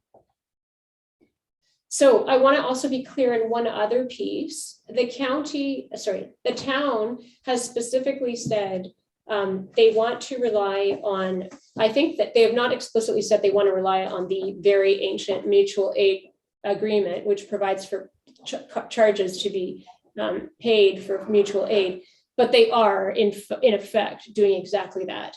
And so to your later question about, is there anything that's inconsistent or excluded, I'm not sure that I'm going to respond by saying, out of an abundance of caution, when we answer that question, we're going to respond sort of identifying for you everything that we think has an inconsistency, even though I'm not sure it actually falls within the meaning of that section, just so we don't inadvertently miss anything. And I would include the mutual aid as being excluded from fire services, because you should not be putting in your agreement something that already has an agreement that the town wants to rely on. So if that's what it wants to rely on, that very antiquated agreement, we're going to stick with that. And you're not putting it in the ICF. It was new, right? This was new for the town when they raised this as one of their requests. And if what I understand now based on their submissions is they're relying on what Mr. Trent West referred to as that agreement that provides for cost, and nobody's ever charged it, but it's possible under that agreement, then that's where that belongs, is that old agreement, which has not been rescinded, and that is the evidence of the town. So mutual aid, it may well be that they can charge under that old agreement. I think that because they've had that and it's not terminated, I think you should not be making a decision about the mutual aid. We can all rely on the old agreement. It's already there. And so, and it wasn't superseded, it's a separate agreement. And that means that if the parties wish to rewrite their mutual aid agreement to update it, they can. And that's fine. But I think that you don't need to address it because it already has the reciprocity about who pays for what. If it's going to be charged as between the parties, it's going to be charged as between the parties. And I think you should leave that alone. That's my submission on that point. So I would exclude the mutual aid from the fire services. And just to be clear, the mutual aid only applies outside of that Whitecourt Fire District area, right? It's just the part that's not covered by the map. Because mutual aid is outside the service area at the county's service levels. And we heard evidence about that, in terms of whoever goes and responds, if they decide it's not safe to respond at the county's service levels, they can just refuse to participate, et cetera, et cetera. So that's the area that I'm talking about. All the other regions within the county that are not part of that Whitecourt Fire District, region number 1, or I think it's called district number 1 on the map. Does that make sense? Yep. So can we go back to 174 and talk about the airport then? Yes, so the airport is airport services. We define those as all industrial, emergency, and civilian / passenger. So it's business related, industrial related, emergency, meaning things like STARS, and passenger or civilian air transportation services that are delivered by the Whitecourt Airport, which is operated by and located within Woodlands County. And so I wasn't able to get most of that down. Okay, that's okay. I can repeat it. So first of all, it's all business, which I would include industrial within there. I can give examples of this once I define it for you. So it's all business, including industrial, emergency, and passenger or civilian air transportation services delivered. Hang on, civilian what? Air transportation services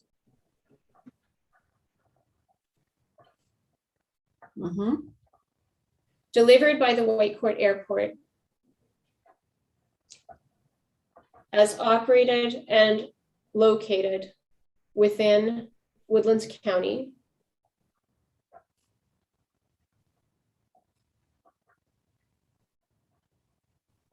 and just to be clear, the services that are provided by the airport are all of the, and we would say, and the ancillary services that are related to that airport services. So what I'm meaning to capture there is really industrial or business could include transportation of goods or people or equipment. And we heard all of the various instances from Mr. Martin, and then we also, they're included in some other witness statements. Specifically, it's addressed in Gordon Franks and Peter Snell's witness statements as well. But there is transportation relating to the forestry industry, relating to the oil and gas industry of stuff and people. And that's really captured whether, and then in addition to that, we have emergency services that are provided there. Emergency services can include fire, so industrial, forestry, et cetera. So, but it also includes the human emergency piece, which is the evacuation, essentially, services that are provided through the airport. And then finally, we heard evidence from both the municipalities about passenger services, or what we'll call civilian, depending on whether they're if there's any military travel there, but passenger air services that are operated through the airport. And we've heard evidence about the fact that there was regular air service in the past, and currently there isn't regular passenger air service. So that's what I'm referring to there.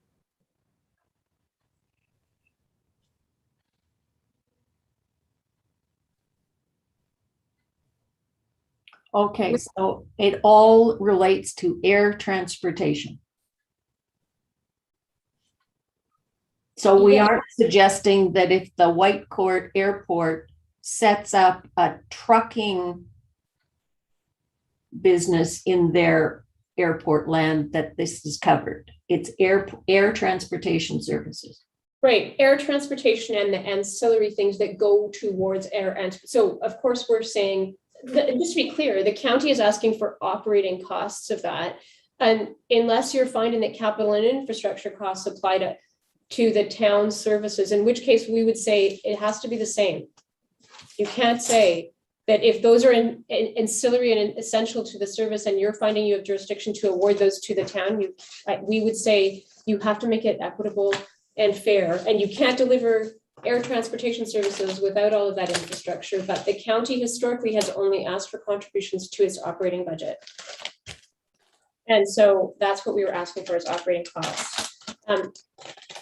And so it may well be that the numbers, the math has to change depending on your decision, just going to thinking ahead to some of your other questions.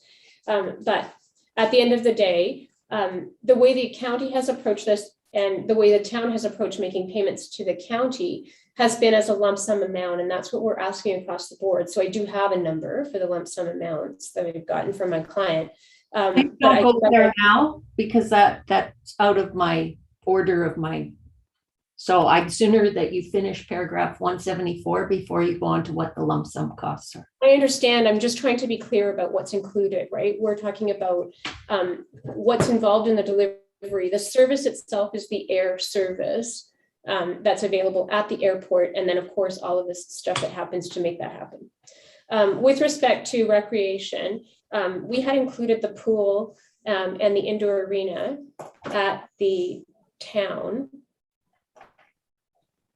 And the services there are really the delivery of the service that is providing public access to pool and ice arena. And so that includes I think we can agree that it includes the facility that delivers, that's part of the service delivery. And I think Mr. Swanberg was the one that spoke about the cost of delivering the service. And I think the facility, we understand that part of that is the cost of delivering the service, because there is really no service delivery otherwise with a pool, other than the cost of, I think, suppose, yeah, I mean, it really is what's available there. And that is, I'm not sure how to define better than that. I would assume, I'm asking you to take, I guess, judicial notice of the fact that an indoor pool offers swimming and or lessons and or other water recreation activities. And with respect to the ice arena, same thing. And I think. So when you talk about the pool and the ice arena in terms of the services you're talking about, if there is a meeting room in the pool, do you consider that to be part of the service or not, because people don't get in the water? Is there a meeting room at the pool? I don't know. I'm trying to determine how you describe the service in a way that is understandable. When you talk about ice arena services, are you just saying the pool and the actual ice surface? Are you talking about the lockers? I see what you're saying. Sorry. So I understand. Is it everything in the facility where the pool and the ice arenas are located? If there's a snack bar there, you know, what's... Yes, I understand where you're going now. I think the problem is that, you know, we've all got our way of looking at things, and I'm not sure that I didn't, that's why I asked you at the beginning to help me figure out what your question was looking for. So I think with each of these services, we're going to have things that are ancillary and necessary to deliver the service. The county is not disputing that that's part of the service delivery.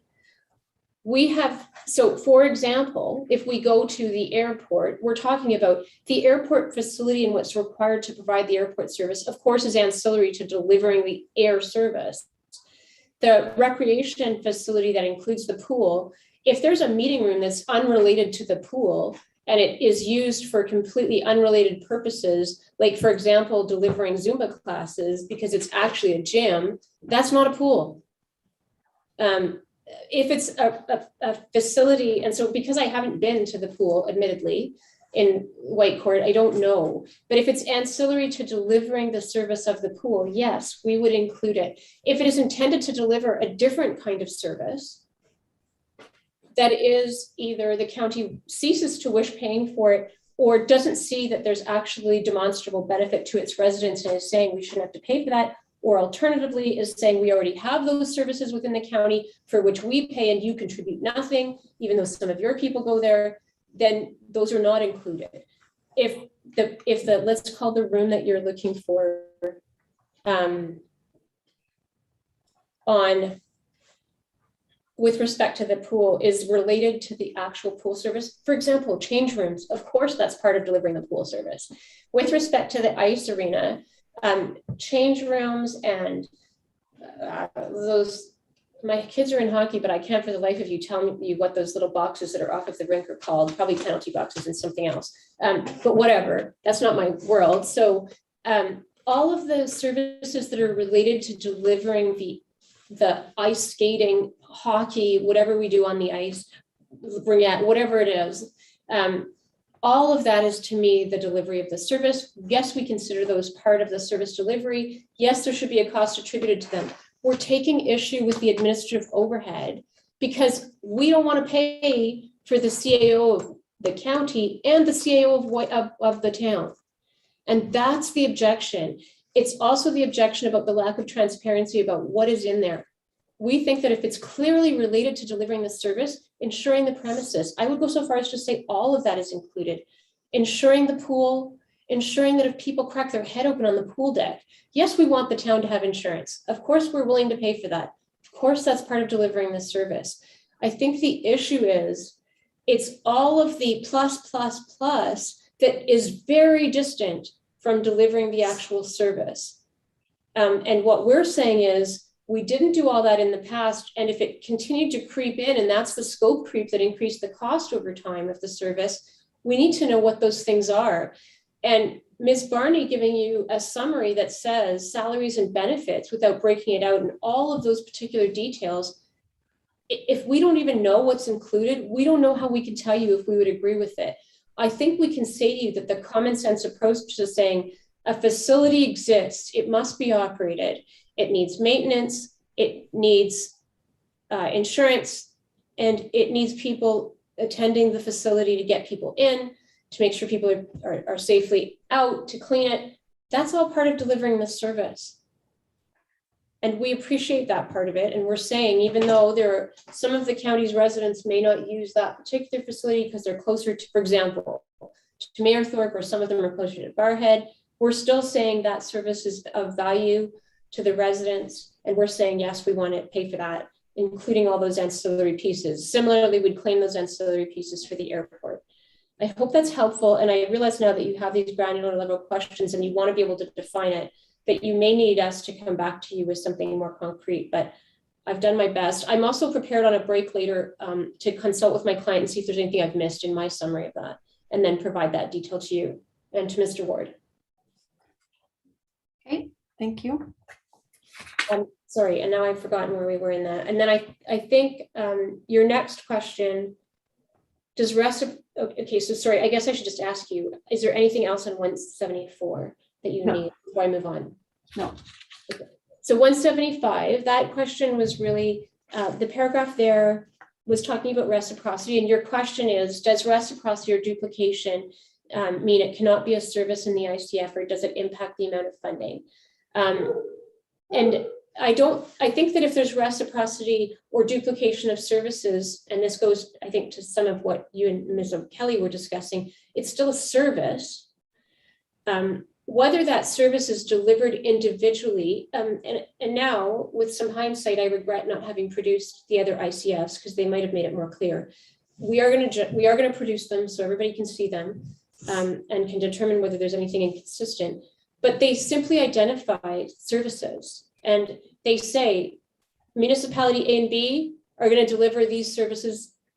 They're each going to deliver those services. So for example, library, that's a third-party service. If we were to include that in there, we'd say we're each delivering library services. Recreation, so for an example, if I can make it really concrete, the county is saying we want to deliver FCSS to our residents, FCSS funded services and other arts and culture and recreation services to our residents. And the town wants to deliver to their residents. And we're doing a carve out of the pool and the ice surface, the arena services, and saying, we want to continue to fund those. Number one, we recognize their substantial costs. Number two, they're unique. The other services that we also, they're either duplicated or there's a reciprocal service. And duplicated, I would say something like the community servicing that's provided in the county, the county's solely paying for, or it's provided by third parties and we give them grant funding to do it. The town does that too. That's reciprocal and it's duplicated. Anybody can attend those things. Doesn't matter if you belong in the town or the county. Currently, the town may decide not to make that available to county residents. The county isn't proposing to not make their services available to the town. We're not saying that. We're saying there's probably both a duplication and some reciprocity. So I'm going to say that about some of the services. So recreation is going to be in both. It's going to be an individually delivered, and we're saying for these pool and arena, it's also intermunicipally delivered by the town to county residents. Does that make sense? So it's, to my question, it's not that it's an argument about whether or not it's a service. It is about how much funding is contributed. If any, yes. And where I think you can say there's services provided in each, we submit that the town saying self-servingly or with partiality in Ms. Brande's evidence, I would submit that theirs is better. We don't think that unless that you can see a clear demonstration that county residents are in fact benefiting, that just because we each provide, say we each provide a Zumba class, I'm going to keep using the Zumba example, and one is with disco lighting and one isn't with disco lighting. The county shouldn't have to pay for disco lighting in the town for their Zumba class just because they have a Zumba class with disco lighting, while the county doesn't. There has to be something that is of value and benefit. And if the town was able to demonstrate that county residents chose that class over the one without disco lighting, maybe fine. But otherwise, we're saying, we're not restricting your access to these things. You're welcome to come. We provide the service, you provide the service. You're not paying for ours, we're not paying for yours. That's really the bottom line, to make it very simple. Okay, so the answer to my question was really quite simple, and you're starting to get into some repetition of your argument yesterday or expansion on it. That wasn't the purpose of my questions. It's to try and get some clarity for me. So, okay, so let's go on. So 176. You asked us the question to clarify, and here, what we're saying really is the Regional Solid Waste Authority and the water are the two that you're sort of, I think that are carved out. And what we're saying specifically is two things. Number one, it's the fine point that was brought out in the evidence on cross-examination. Water, the county says in one of their witness statements that they deliver water service to the town says they deliver water service to the county residents. They do not. The county, and that was admitted by Ms. Scheck-Loberg, the water goes to the boundary where the two systems join, and Woodlands pays for the water to that boundary point that it takes forward. And that delivery is done by Woodlands through its service delivery system. And so it is the service within the county is delivered by Woodlands County. It's not delivered by the town. Secondly, with respect to water, those service delivery and the agreement are subject to oversight and ought to have been approved and go forward, should be approved by the Utilities Commission. With respect to landfill, the Regional Solid Waste Authority, again, two things. That is not a service delivered by the town to the county. It is a regional municipal waste authority. It's supposed to be together, and that's been the kumbaya story that we've heard. It's united, except it's differentially, there's a differential in control because there's a difference in population, and there will still be a difference based on volume of waste. But it's a service that's supposed to be delivered through that joint board. And so it's not exclusively delivered by the town to the county residents, if you follow where I'm going with this. And so that's why I have segregated those, is really just because they're slightly different than the others. And then secondly, each of them also have independent regulatory oversight. It's Alberta Environment for the landfill. So I hope that is responsive to your question. So in the middle of that paragraph, you say they're not properly intermunicipal services. Right, in the sense that it's not That should or necessarily can be subject to all the terms of the ICF. So what parts can't it be subject to? I got the first impression, it's not an intermunicipal service, neither of them are, and therefore neither should be in the ICF. Then I get to tab A, part 2, and you have it as, and your argument yesterday said they should be included in the ICF. Sorry, so what I'm saying, I'm a little confused. right, and I'm trying to, so the point that I just made was trying to explain that intermunicipal. They're intermunicipal in the sense that they belong in the ICF because we've got an agreement about going back and forth, but they're not, the definition of intermunicipal services was delivered by one municipality to the other for the benefit of the resident, for the benefit of the other's residents, right? And the water is different because of what I just described to you. And the Regional Solid Waste Authority is different because they've tried to create it as this independent thing. And they're now talking about having a commission, which would make it even one level further. And so I'm saying that structurally, they're different from our definition of intermunicipal, which is consistent with the legislation that says one is generating a service, providing it to the residents of the other, for the benefit of the residents of the other. And I'm distinguishing it in that regard, not saying that it doesn't belong in the ICF, but saying, okay, and so with the second part, it shouldn't be subject, I realize that probably could have been more clear. The termination provision that allows somebody to cut off the water that was in the previous agreement is problematic. And we've asked for AUC approval of the agreement, whatever the ultimate agreement here is, to make sure that there's a provision in there which we would expect to see, which would be, you know, unless A, B, or C, the kinds of things that the AUC has jurisdiction to oversee.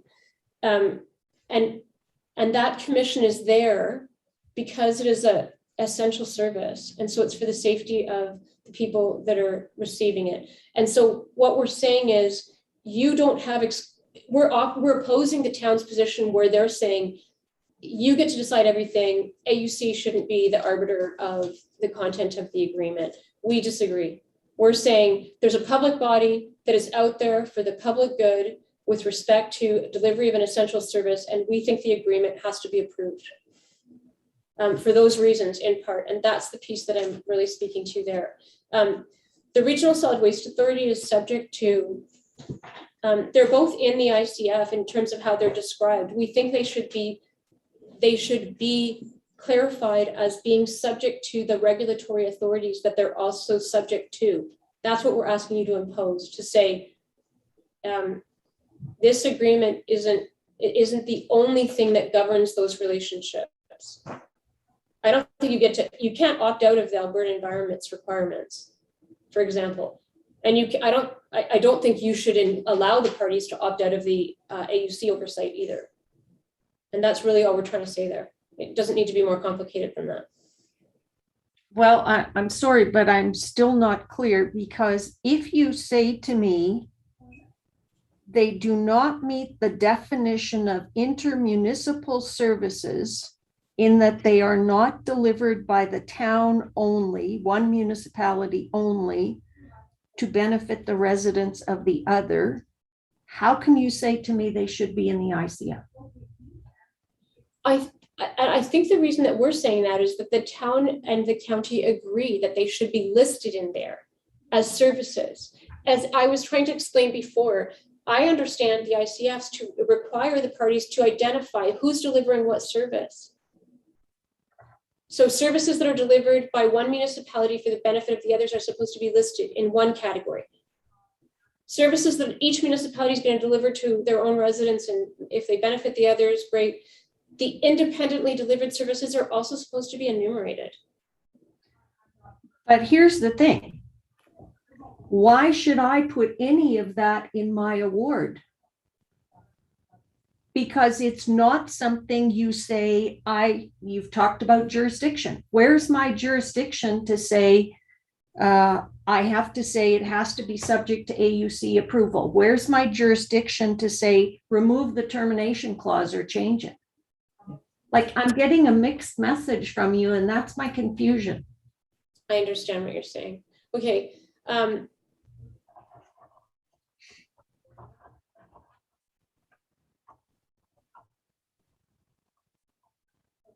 I think that it's open to the parties to agree that the agreements that they create with respect to the Regional Solid Waste Authority and the water wastewater are subject to the dispute resolution mechanisms. And I think I've heard both sides say that they want that, but maybe I'm wrong, and Mr. Ward can certainly, or Mr. Swanberg can speak to that. And so I think the reason that we have carved it out is because we're saying these parties must meet other terms. But I think that we each agreed we wanted the dispute resolution mechanisms to apply. And if I'm mistaken about that, then I'll accept that I've got that wrong.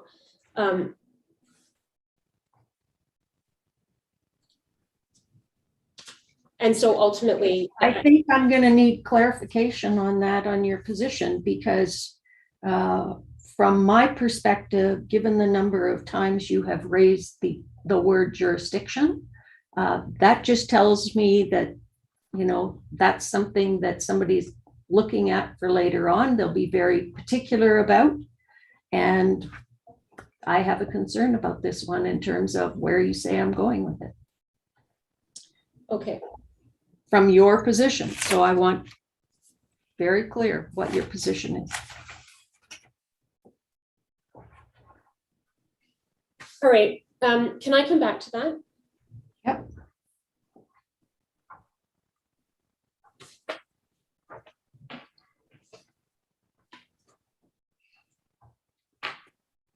Okay, paragraph 178, and which is referring us to tab A1.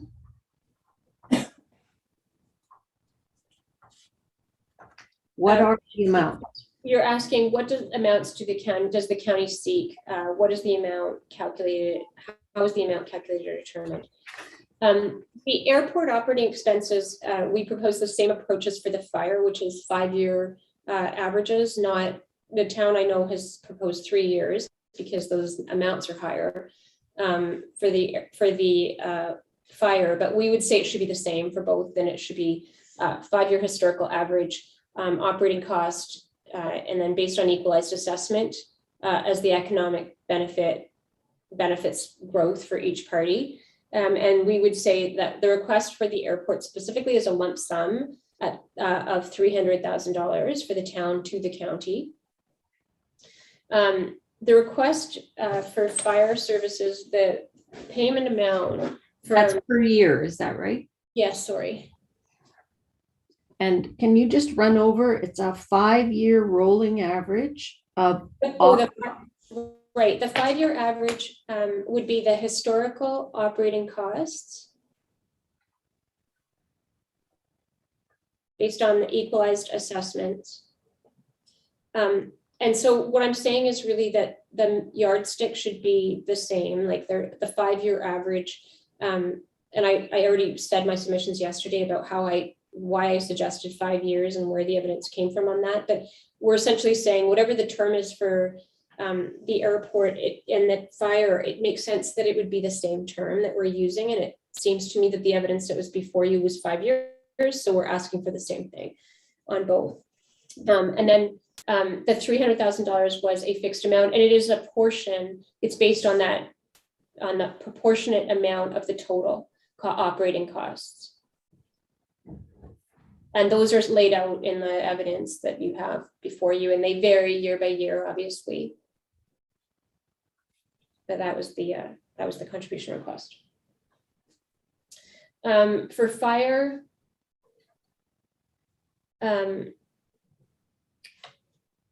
I had spelled out the other terms, but the county is proposing a lump sum amount with some qualifications or some clarity about it. And so it's essentially similarly, based on the last 5 years, a lump sum amount of $250,000, which is, and then that's what we're asking for per year again.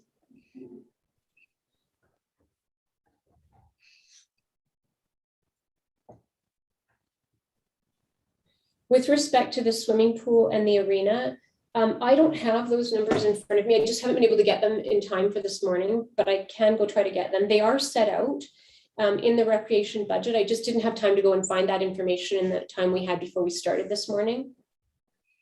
So there are actually apportioned amounts within the town's budgets, I believe, and historically, and I'm not talking about necessarily what's available because they're currently using administrative overhead, and those are the numbers that we really have before us. But historically, the exchange of information did include amounts broken out for those things. So I can get that information. The estimate that I got on a really quick phone call was $300,000, but I need to verify that. So if you don't mind, I'd be grateful if you give me an opportunity to do that before I wed the county to a position. It may be more than that, it may be less. I don't, that's the best ballpark I got.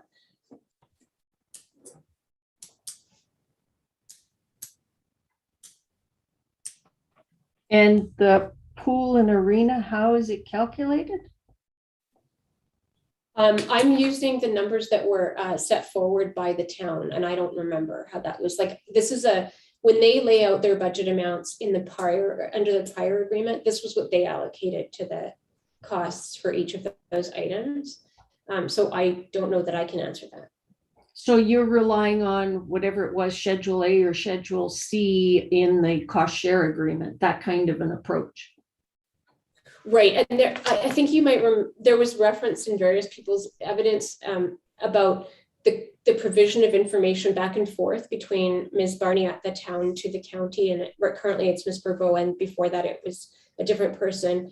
And it's in those documents that kind of break down by area. So the Schedule C with the backup, I guess I would say. And I haven't looked at that in some time, so I need to go back and check it. And I just want to make sure that I'm giving you accurate information, and going forward, giving you the number that we can best determine from that. And I just didn't have enough time to do that. I apologize. But I will get it to you today. Okay, thank you. Your next question was landfill. I had provided the term sought and for water verbally yesterday, but given their question to me, do you want me to come back to you with this after we determine whether it's in or out? Yeah. Okay. Just like if it's out, then I don't know why you probably don't want to hear all of that. So I can park it for right now. Well, and then you want to tell me in the event I don't agree with you that it's out. Oh, for sure. I'll still want to tell you, but I'm just wondering if we want to do that together is all I'm asking. If you want, I can consolidate that answer. And then paragraph 185, I just have to turn back to there in the brief to remind myself what that was. That's the cost. Oh, this is costs, right? Yeah, I think I said this yesterday. If I didn't state clearly, I apologize. We're agreeable to that approach. I think we're in your hands. I don't have any objection to deferring. And yes, there is case law, but I don't know that we need to get into that if we're going to defer. If that seems appropriate to you, we don't have any objection. The reason we included submissions was because it's an issue on the list of issues. And Mr. Ward and I didn't discuss what we were going to do with that, I don't think, or if we did, I might have forgotten. But upon seeing his response, if I'd seen it earlier, I would have just agreed. Okay. Like procedurally, I think it's fine. I wonder. I just want to clarify, Mr. Ward said yesterday he wanted me to reserve on the question of interest as well on late payments. Are you agreeable to do that later as well? Yes, I don't think I have a very clear memory of that, but I am agreeable. Even just because I don't really remember what the particular detail on that was. But yeah, and I can talk to Mr. Ward about that for sure after we close this part of the hearing. Or we close the hearing part of the arbitration, I mean. But yes, generally speaking, not a concern. Okay.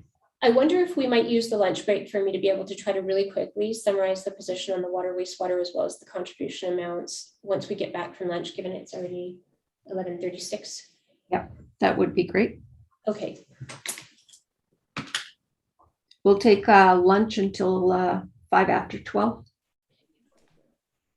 Mr. Ward, any concerns? Yes.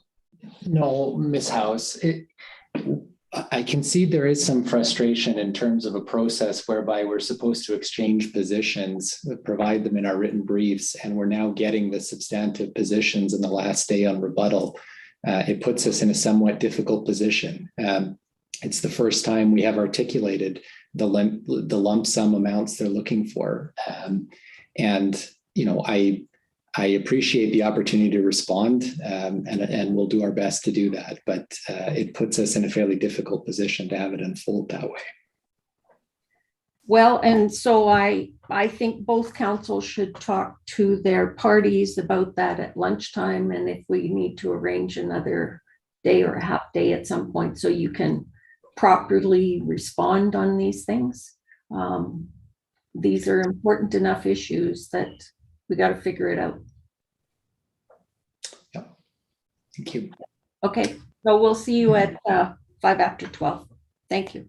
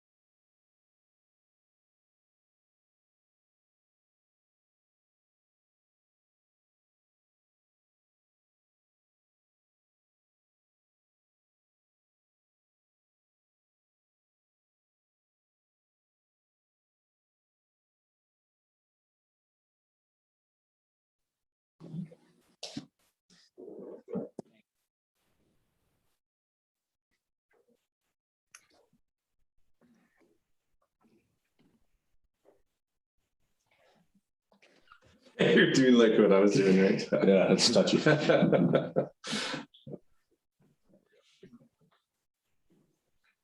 fine there. Are we ready to continue? Yes. So Sorry. Ms. House, oh, sorry, go ahead. No, I was going to say, I just realized I was muted, so I had said yes. I'm sorry. Mr. Ward?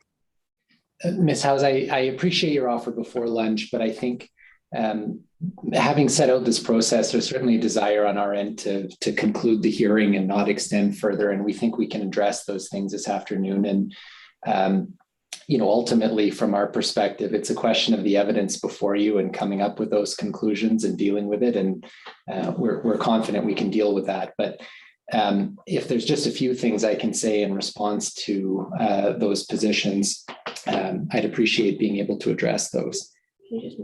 Okay, and there was one other piece I was going to ask you about that Ms. Roberts talked about. Just escaped my head. It'll come back to me. Okay, Ms. Roberts, are there other things you need to say to me in response to any of the questions on my questions on your brief?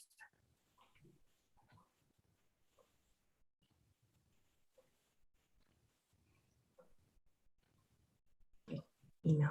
Sorry, we were just having an issue unmuting. Yeah, you wanted me to answer the questions about water, wastewater, and landfill. Yes, go ahead. So I just have those things really quickly. You also want me to give you the cost amount on the recreation items, which I can now do, and I can actually take you to the evidence to do that and be really brief about it. So I'll start with the evidence on the recreation piece because it's fairly straightforward. So on the evidence that we're relying on with respect to the recreation in particular is in Ms. Barney's first statement from June 30 of 2021. Maybe we can just pull it up because it'll be easier to show you it.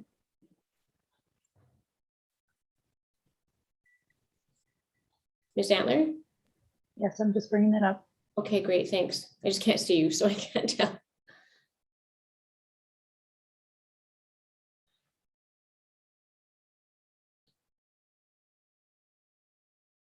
I can't see that. And can we go to page 57?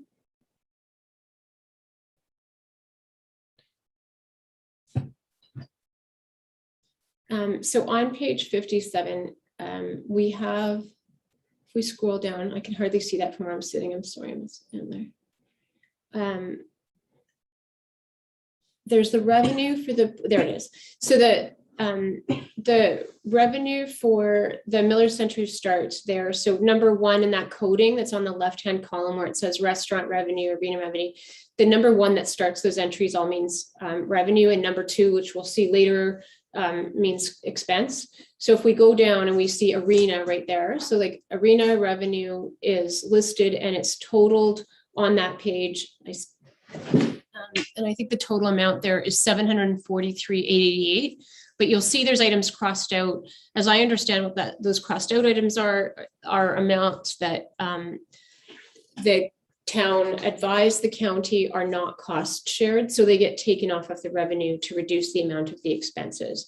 And so then if we scroll down to page 61, 62 is the revenue, or sorry, is the expenses for the pool. Or sorry, and the arena. Sorry, can we just stay back on 57? I'm going to give you the ultimate numbers, but I'm going to show you how I got there so you can replicate it and so my friends know where I'm going. If we go back to 57,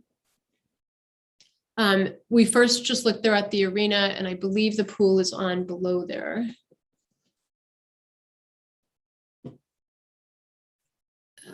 Okay, I might be wrong about that. I'm going to see if I can find it in the statement that I had open. 1 second. I believe it's right above. Oh, swimming pool right there. Yeah.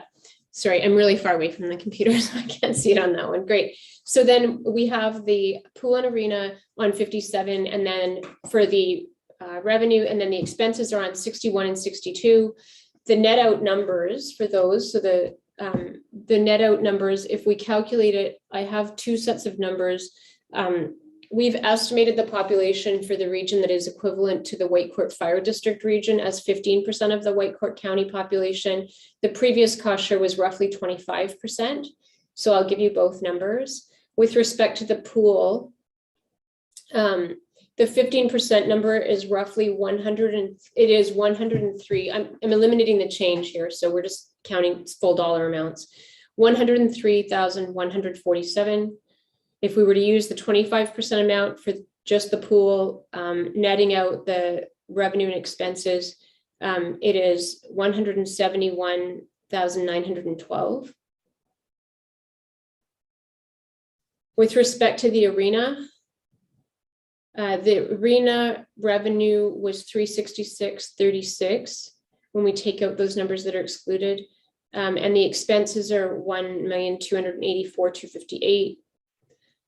When you calculate 15% of the resulting number, by the way, is 918,222 and some change. The 15% number is 137,733, and the 25% number is 229,556.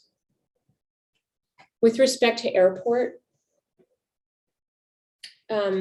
those numbers were calculated again based on the 2019, which is the numbers that you're looking at in front of you there in Ms. Barney's statement. And so I've asked Ms. Borbo to go through and actually calculate the exact amount. And so using those numbers, we have just on 2019 as opposed to the 5-year average, by comparison, we have 189,517 for revenue, 652,641 for expense, with a total delta of 463,124 or 124.82 cents. So it's really 125. 15% of that is $208,406. 25% of that is $254,719. We were using the number that was the 5-year average because, as you may recall in the evidence, the amount for the airport varied a fair bit. It went from 650,000 to 1,100,000. So that was the basis for that. To your other question about what is the situation with landfill and the water wastewater, as we've noted in the intermunicipal cost sharing framework agreements that the county has with other parties, and as well that I've seen in other municipalities, we usually see the services that are intermunicipally delivered that have no cost attached to them as a transfer between one another as a cost share. We have items that are delivered individually, reciprocally by each of the municipalities. That would be that. Items that are just delivered by one to each other, to their own residents. We would submit that the water, wastewater, and the landfill are delivered intermunicipally in the sense that each party is delivering it independently, in the sense that they are not doing it one to the other's residents. And there isn't a cost share that's part of those agreements. There is they apportion the costs. So essentially they're a fee for service, what we'd normally call a fee for service basis. So the landfill, the county pays what it is supposed to pay for its users. We're saying that should be on the basis of actual consumption. And the current agreement is on the basis of population. Water, wastewater is on the basis of rates.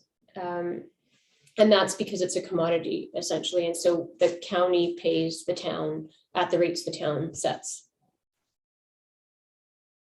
And so it's simply a fee for that service. And then the county carries on and delivers it individually. So we would put them into the category of intermunicipally delivered services that are not cost shared. So they're the same as a reciprocal service. Things like if there was a campground in the town that was operated by the actual town as opposed to commercial services, and then the group campground in the county, we would say those would be set off to one another. The take in and take out on Hardlet Canyon is set out, for example, in the tubing takeout in Ms. Grande's statement is a set off amount because there's one for each of them. One has a takeout, one has a put in.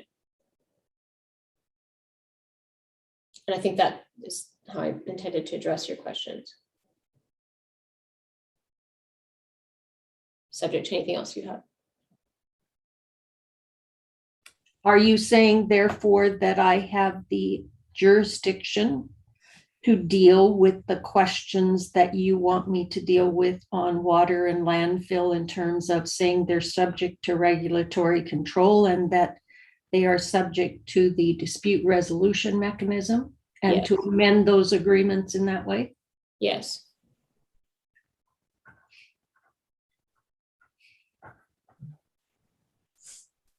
I think we are asking for the agreement to be consistent with what the agreements normally would contain and should contain. So we would actually ask for the agreement to include all the services that are delivered without them bearing a cost from one to the other. I think that's consistent with how they're normally put together. I don't think either party's really specifically addressed that because the county is saying they are all the other services that we don't agree are attracting a cost share. They want a cost share or a revenue share for. We're saying they should still be listed as being delivered by the town. We're just saying it shouldn't attract a cost. Maybe this will be more clear when I send you the agreements. That might help. I don't know. That was my other question to Mr. Ward, if what his position is on you sending the agreements at that point in time, because is that evidence or is that equivalent to case law and argument? So, well, they're business records. So yeah, fair enough. Mr. Ward can weigh in on that if he wishes. yeah. Okay, so He's asked Mr. Frank about them in any event, or I think he's asked Mr. Frank about them. It might have been a different witness, but in any event, he's asked the witnesses about them. We just didn't put them in. okay, thank you very much. Mr. Ward. Thank you, Ms. Howes. I'll just track through. I don't need to deal with each of the questions that she's asked, but in terms of ordering through the 9 questions that Ms. Roberts has spoken to. The first question is about the definition of intermunicipal services. I don't think there's much disagreement on the description of public services or other consumable products delivered by or on behalf of one municipality that benefit residents of one or more. The concern and dispute obviously is that they've included a qualifier, which I think is based on their statutory interpretation to exclude facilities, infrastructure, and capital costs. I don't think that's really a question of the definition of services. It's more that they think that definition is constrained by their view of statutory interpretation. And we have addressed those already, so I won't repeat them. In terms of the second point in the ICF toolkit, I don't think it is a policy document. It's something that you can consider as a resource. I would note that in considering it, my friends are picking and choosing from portions of the toolkit they think advance their argument. And it's important to note that throughout that document, it talks about capital and infrastructure as being shared. So to the extent you consider the things set out there in any way, those other factors need to be considered as well. I don't want to add anything in terms of the fettering question you've asked. In terms of the fourth question on the description of services, I just want to identify some specific things that my friend said. And again, it's our submission that much of what she said today was not supported or consistent with the evidence. I'm not going to point out each of those, but there were a lot of sweeping statements made that I think should be carefully assessed with reference to the actual evidence. She indicated in relation to describing fire that she suggested fire smart services should be excluded, or fire prevention services. She indicated the county provides the service themselves. There is no evidence of that. In fact, the evidence is directly to the contrary. Paragraph 32 of Mr. Tim Chishin's statement refers to the fact that those services, like all fire services, are provided to the entire Whitecourt Fire District. So that includes the county as well as the town. So that submission that should somehow be carved off or excluded is inconsistent with the evidence. Ms. Roberts also suggested that with respect to mutual aid, that should continue to be dealt with under the historical agreement. And we've articulated our position as to why motor vehicle accidents are a primary response as opposed to mutual aid. But for the balance of mutual aid, she has pointed out a few times it should apply both ways. We agree, that's what our submissions have provided. If she wants it to be dealt with under that separate historical agreement that says we would get full cost recovery from mutual aid, we're fine with that. The suggestion was that our approach may have been more efficient for the parties to deal with it together. But if the suggestion is it should be dealt with under that separate agreement whereby the town recovers full recovery costs from mutual aid from the county, that's fine with us.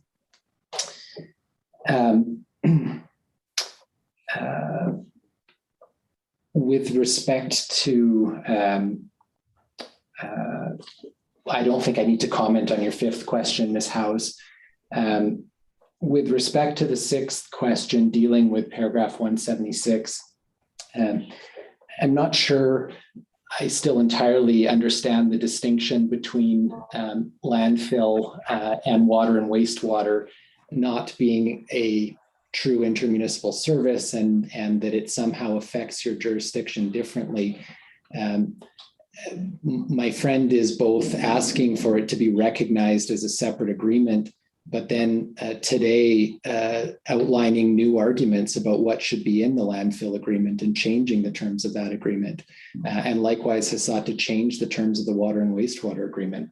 And if the decision is to recognize the existing agreements, that's something different. And with respect to the landfill, that's been our position. But I think my friend isn't saying that. She wants them to continue to be agreements that are recognized separately, but the terms should be different.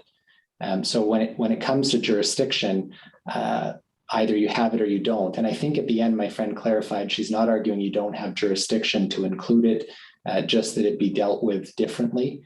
But in any event, our position is you have jurisdiction, and we've dealt with our position on those two issues in our written submissions. I want to deal with the new position on the landfill. I think, again, in that case, there were a lot of representations made about the way the landfill operates that are not correct or consistent with the evidence. My friend said she talked about the fact that volumes were tracked. And I made the point earlier that that relates to commercial volumes. It doesn't relate to the individuals who drop off at the landfill.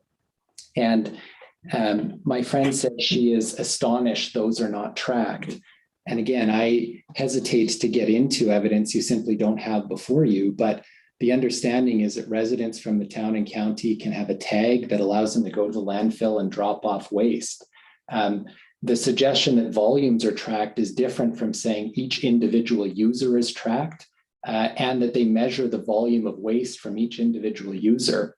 And I don't know if my friend is suggesting that every time someone comes in, they should hire additional employees so that those individuals would go into a building, register with their address, and wait while their individual waste is measured, and that should be required for every single user that accesses the landfill in order to come up with the volumes accurately enough to distribute costs on that basis. But that's not how it operates. There's no evidence to support that there would be an accurate breakdown resulting from that. It's inconsistent with the way the landfill operates. It's inconsistent with the principle of minimizing administrative costs and burden. Ms. Roberts even insinuated that if they don't do that, they're not complying with legislation. There's no basis for that. No legislation requires you to track individual users' addresses. It's about measuring waste from the landfill, not about individual users' weight or addresses as they deliver materials to the landfill. So I would respectfully submit there's no basis for the position they're articulating on the landfill, and it's not consistent with what's before you.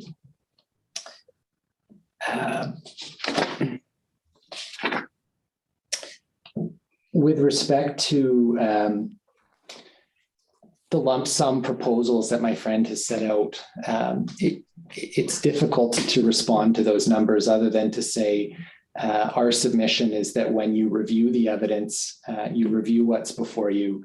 Those numbers are not at all consistent or tied with the information we've provided through this arbitration. I'm not sure I understand how the numbers are derived in each case, which brings the $3 million they've budgeted down to a net contribution of around $250,000. But there are issues in terms of being able to properly determine those numbers from the evidence that you have before you. There are different ways in which the finances are tracked. They've asked for a 5-year rolling average on fire services. You don't have evidence dating back 5 years that allows you to do that. They want 5 years to be fixed for the term, which is different from a rolling average that would update each year based on the previous years. They've made references to the Whitecourt Fire District population with the percentage that's not correct for that area or supported by the evidence. And ultimately, I don't know that it's helpful for me to break it down further than that, other than to say, we've set out in our submissions the reasons for which the best evidence on value is reflected in a catchment area. Our submission is that even if you wanted to do it on the basis of a lump sum, the evidence makes it difficult for you to do that. But certainly the numbers that they have reflected, in our view, don't accurately capture all of the costs of delivering that service, much less the administrative burden and risk associated with delivering that service that the county doesn't want to pay for.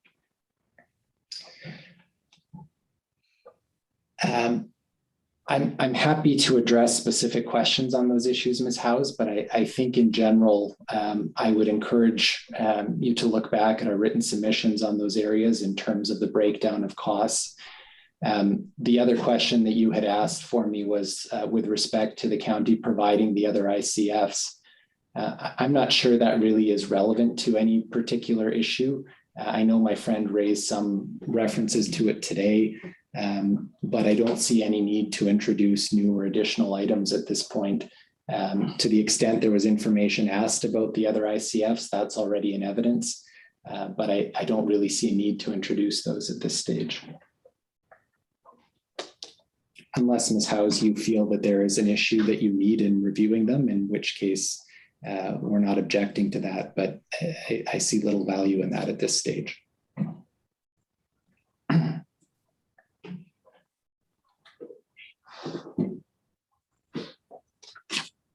Thank you. Okay, so the questions I had posed to both of you, I think we might have dealt with the first question on services as a result of what Ms. O'Kelly said this morning. And I think that that issue has kind of moved away quite a bit. Anybody believe something different on that? No. Not from us, Ms. Howes. I think we've addressed that.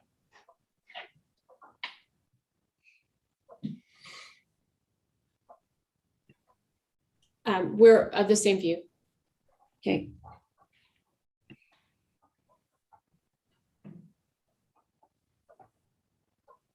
Okay, I put in question number 2, which are the factors or things that an arbitrator may have consideration to, and I want to make sure that I have specifically asked each of you if you are comfortable that you have communicated anything you want to say to me on those pieces.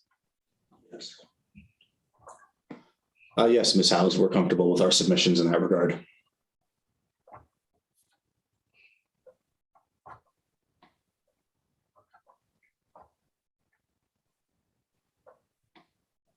Ms. Roberts?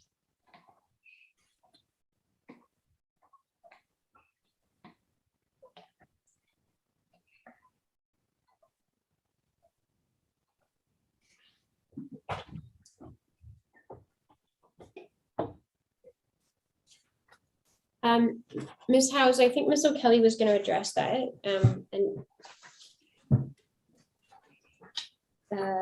I wonder if, do you want to come back to it? may we come back to that question? Sure. Okay. Your next question was about the same, they're sort of related, and I think Ms. O'Kelly just wanted to organize her notes on that. Yeah, the next one I want to make sure, because in my review of the MGA, there's a couple of things. I have heard the term equitable used quite a number of times in the arguments, but not always in relation to the word costs, the equitable sharing of costs. So I'm just looking for a note, hang on.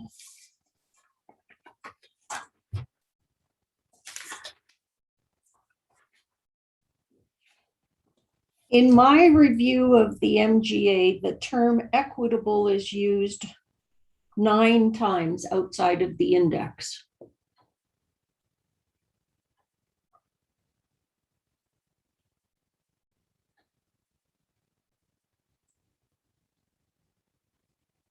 And there is only twice that the term is used in part 17.2.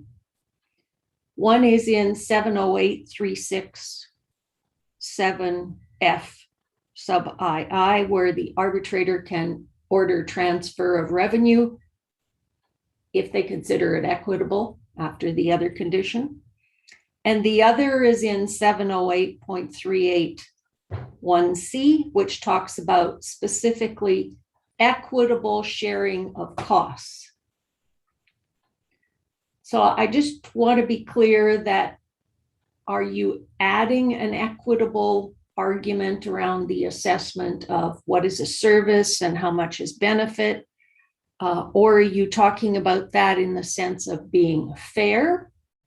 And I want to make sure that when we talk about equitable sharing of costs, that I understand what you're saying would be an equitable sharing. Because I notice in section 324 of the Act and 467.3, they talk about fair and equitable when it comes to assessments. So obviously the legislation talked about something different of equitable than being fair. So that's why I raised that question. So is that something Ms. O'Kelly is going to speak to in under the whole thing of 708.38?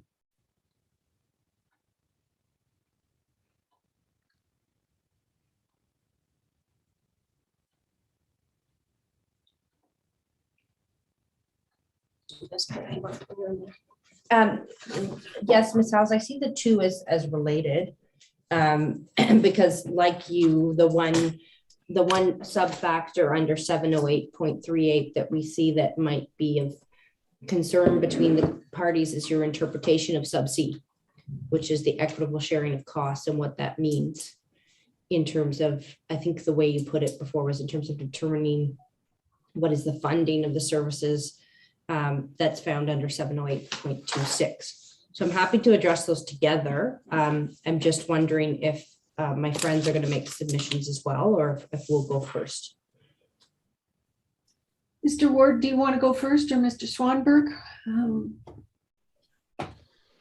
I'm happy to address the matters that you've raised, Ms. Howes. I think at a high level, and this partially relates to the submissions that I gave yesterday, or 2 days ago rather, I'll be brief, but equitable sharing of costs among municipalities, in our view, dovetails with the concept of intermunicipal services as benefiting residents in both municipalities. And an equitable sharing of costs would be one which approximates what that benefit would be and then reduces that to some kind of monetary figure. So as we've indicated in our submissions previously, and as is dealt with in our written submissions, we believe that in most cases, catchment areas are a good way to capture that relative benefit as between the municipalities, and thereby is a good basis to equitably share those costs. Now, you did reference the term equitable does appear in other sections of the MGA. And in particular, you mentioned that the term fair and equitable appears in the context of preparing assessments in another part of the MGA. So there is, in the context of preparing property tax assessments, municipal assessors have to do so. The reason why there's a reference to both fair and equitable is assessments are have to be prepared in a way that using mass appraisal techniques applies a consistent method as between all properties. So that's the reference to equity. And there's an equalized assessment process, which helps to ensure that municipalities are roughly assessing their properties on an equal basis. And fairness is also part of that in terms of the actual process that is used to prepare those assessments in a manner that is consistent with fair market value. So a fair assessment may not be, even if you use mass appraisal techniques, it may not be a fair and equitable assessment if other evidence shows that fair market value might be something else. This is an area that I have a fair bit of experience in. I'm not sure it's necessary to go into a lot of detail, but what I would submit that the terms fair and equitable at a high level, as they appear in the portion of the legislation dealing with the preparation of assessments, it's because there are some specific factors that are related to the preparation of assessments where it makes sense to reference those terms separately. But again, when we're talking about section 708.38, the real question that is at the heart of all ICFs is to determine what is fair for the municipality that receives the benefit of a service provided by another municipality. What is fair for them to pay? And I don't think it's really anything more complicated than that. And I'm happy to address if you have any further questions with respect to the interpretation of the term costs. That is something that is addressed in our submissions that were delivered back in July as well. I addressed that on Monday, but certainly if you have further questions, I'm happy to address that. Yeah, as I understand it, your position is that everything is included in the cost. It's all in the bucket. That's correct. Yeah. Yeah. Okay, thank you for that. Ms. O'Kelly? Thank you, Ms. Howes. Yeah, so I don't see this section as like an outlier or somehow granting extra jurisdiction. It needs to be read in the context of Part 17.2 in terms of what is equitable and fair between the parties. And I don't want to repeat our submissions yesterday, but I think our position is also fairly clear that you can't read into 708.38 because it uses the word costs, capital costs or infrastructure costs. It's really just what is fair for the county to pay to the town and vice versa for the benefit that they receive, that their residents receive. So I don't think it alters our position too much, other than to just reinforce that, when we look at 708.38 sub A, which is the services and infrastructure provided for in other frameworks to which the municipalities are also parties. And so the way I read that is that the municipalities is referring to those who are here before you today. It's not to which, one of the municipalities is a party to. So I don't think there's really any frameworks that apply there. But in any event, I also believe you can't take in the infrastructure in through the back door, which is not offered in the front door, which is your grant of statutory jurisdiction, which is kind of the way I see my friend's response, is that they're using this kind of factors that could guide your discretion to somehow grant more jurisdiction, which isn't there in the provisions that are there to grant your jurisdiction. So in other words, the ability to consider other frameworks is not the same as a jurisdiction to award infrastructure costs, for example. So I'm not sure that that answers your question, but I would just reiterate what Ms. Roberts kind of went through in detail yesterday, which is what's an equitable sharing of costs. And we go back to the MMP expert, Mr. Richardson's response to your question on that, which is that how do you proportionately allocate costs between the parties? And his approach was actually quite similar to one the county's proposing, which is that proportional basis of actual costs of operating the facility. In that case, I think he used the example of the pool.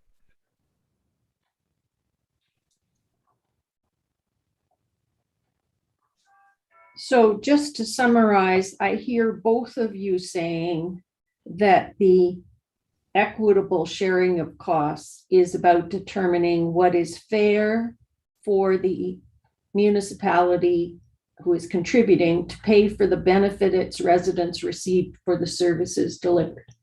You're both on the same page there. Okay. Where you differ is what is included in the bucket to determine what the cost is. Yes. Okay, good.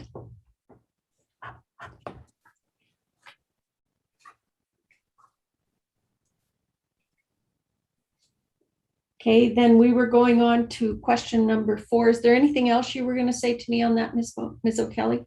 No, that's it. Thank you, Ms. House. Great, thank you. Okay, so question number 4 then was the town suggested on Monday that there's no existing agreements that contain a conflict or inconsistency. So I just didn't hear the county's position on that, and I want to make sure. I don't think that we have, so with respect to the agreements, I don't think there's an inconsistency. I think we've noted the ones where we think there's overlapping jurisdiction in terms of administration. So that was the landfill and the water. And with respect to, I don't think that there's, the only other agreement I think we disagree on is the roads one with respect to, the town says that agreement still continues to exist. The county says, no, we didn't, you repudiated it, and in any event, we've now terminated it. And so I don't think that goes to 70831. Like, I personally don't think that falls within what you're saying. But I'm also mindful that I wanted to point out that this is where I said earlier that I would try to be abundantly clear as opposed to leaving it in the dark. Otherwise, I don't see, and I don't think they are conflicting. I think I've tried to explain the overlapping jurisdiction. I don't want to repeat myself, but and that's it. So we don't have any concerns that there's something that you can't consider. I think you have our positions and we're asking for a decision. Both sides are. Thank you.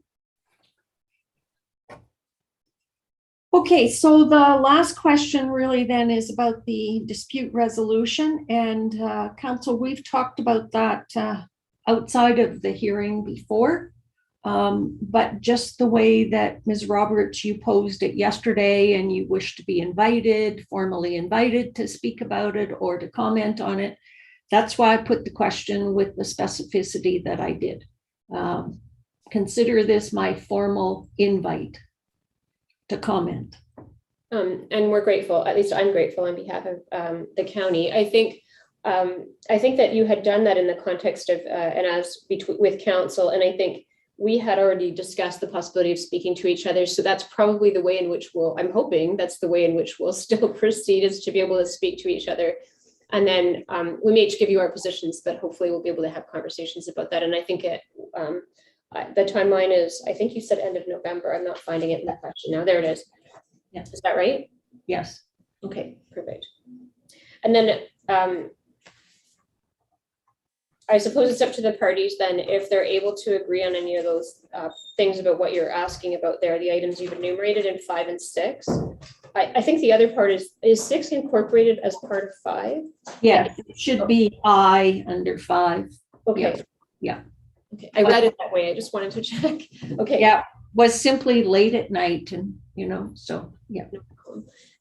So then I think that to the extent that the parties can agree, obviously we can give you our submissions separately. If there's anything we can agree on, hopefully we'll be able to communicate that with each other and then to you, correct? Yes, well, let me encourage you to make an attempt to agree on as much as possible.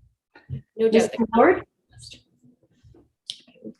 Mr. Wolf? Yeah, we'll certainly do that, Ms. House. We'll have that discussion before we provide you with our respective written submissions, so that to the extent we have agreed on that, we will identify those areas on which we are agreed and hopefully focus our discussion on, I guess, the points you've raised here that we haven't agreed on or that we need to identify as part of that dispute resolution process. Okay. I think that answers all my questions. Is there anything else either of you wish to say to me before we close the hearing?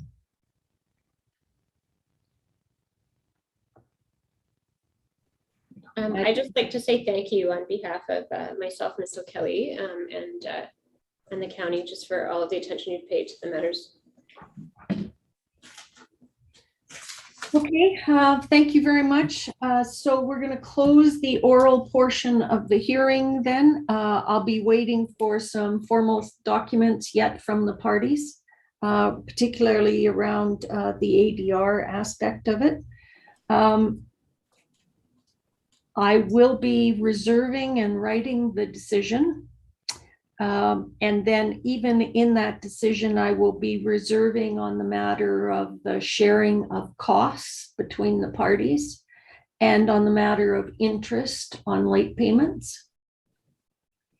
And we'll see how the decision goes. I think I have until February 1st as kind of the outside to try and get it to you so that you have enough time to do the pieces you need to do or your parties do before April 1st, which is the legislated deadline. And I'll keep working away at it. If I can do something earlier, I certainly will. So I want to thank everyone for their participation.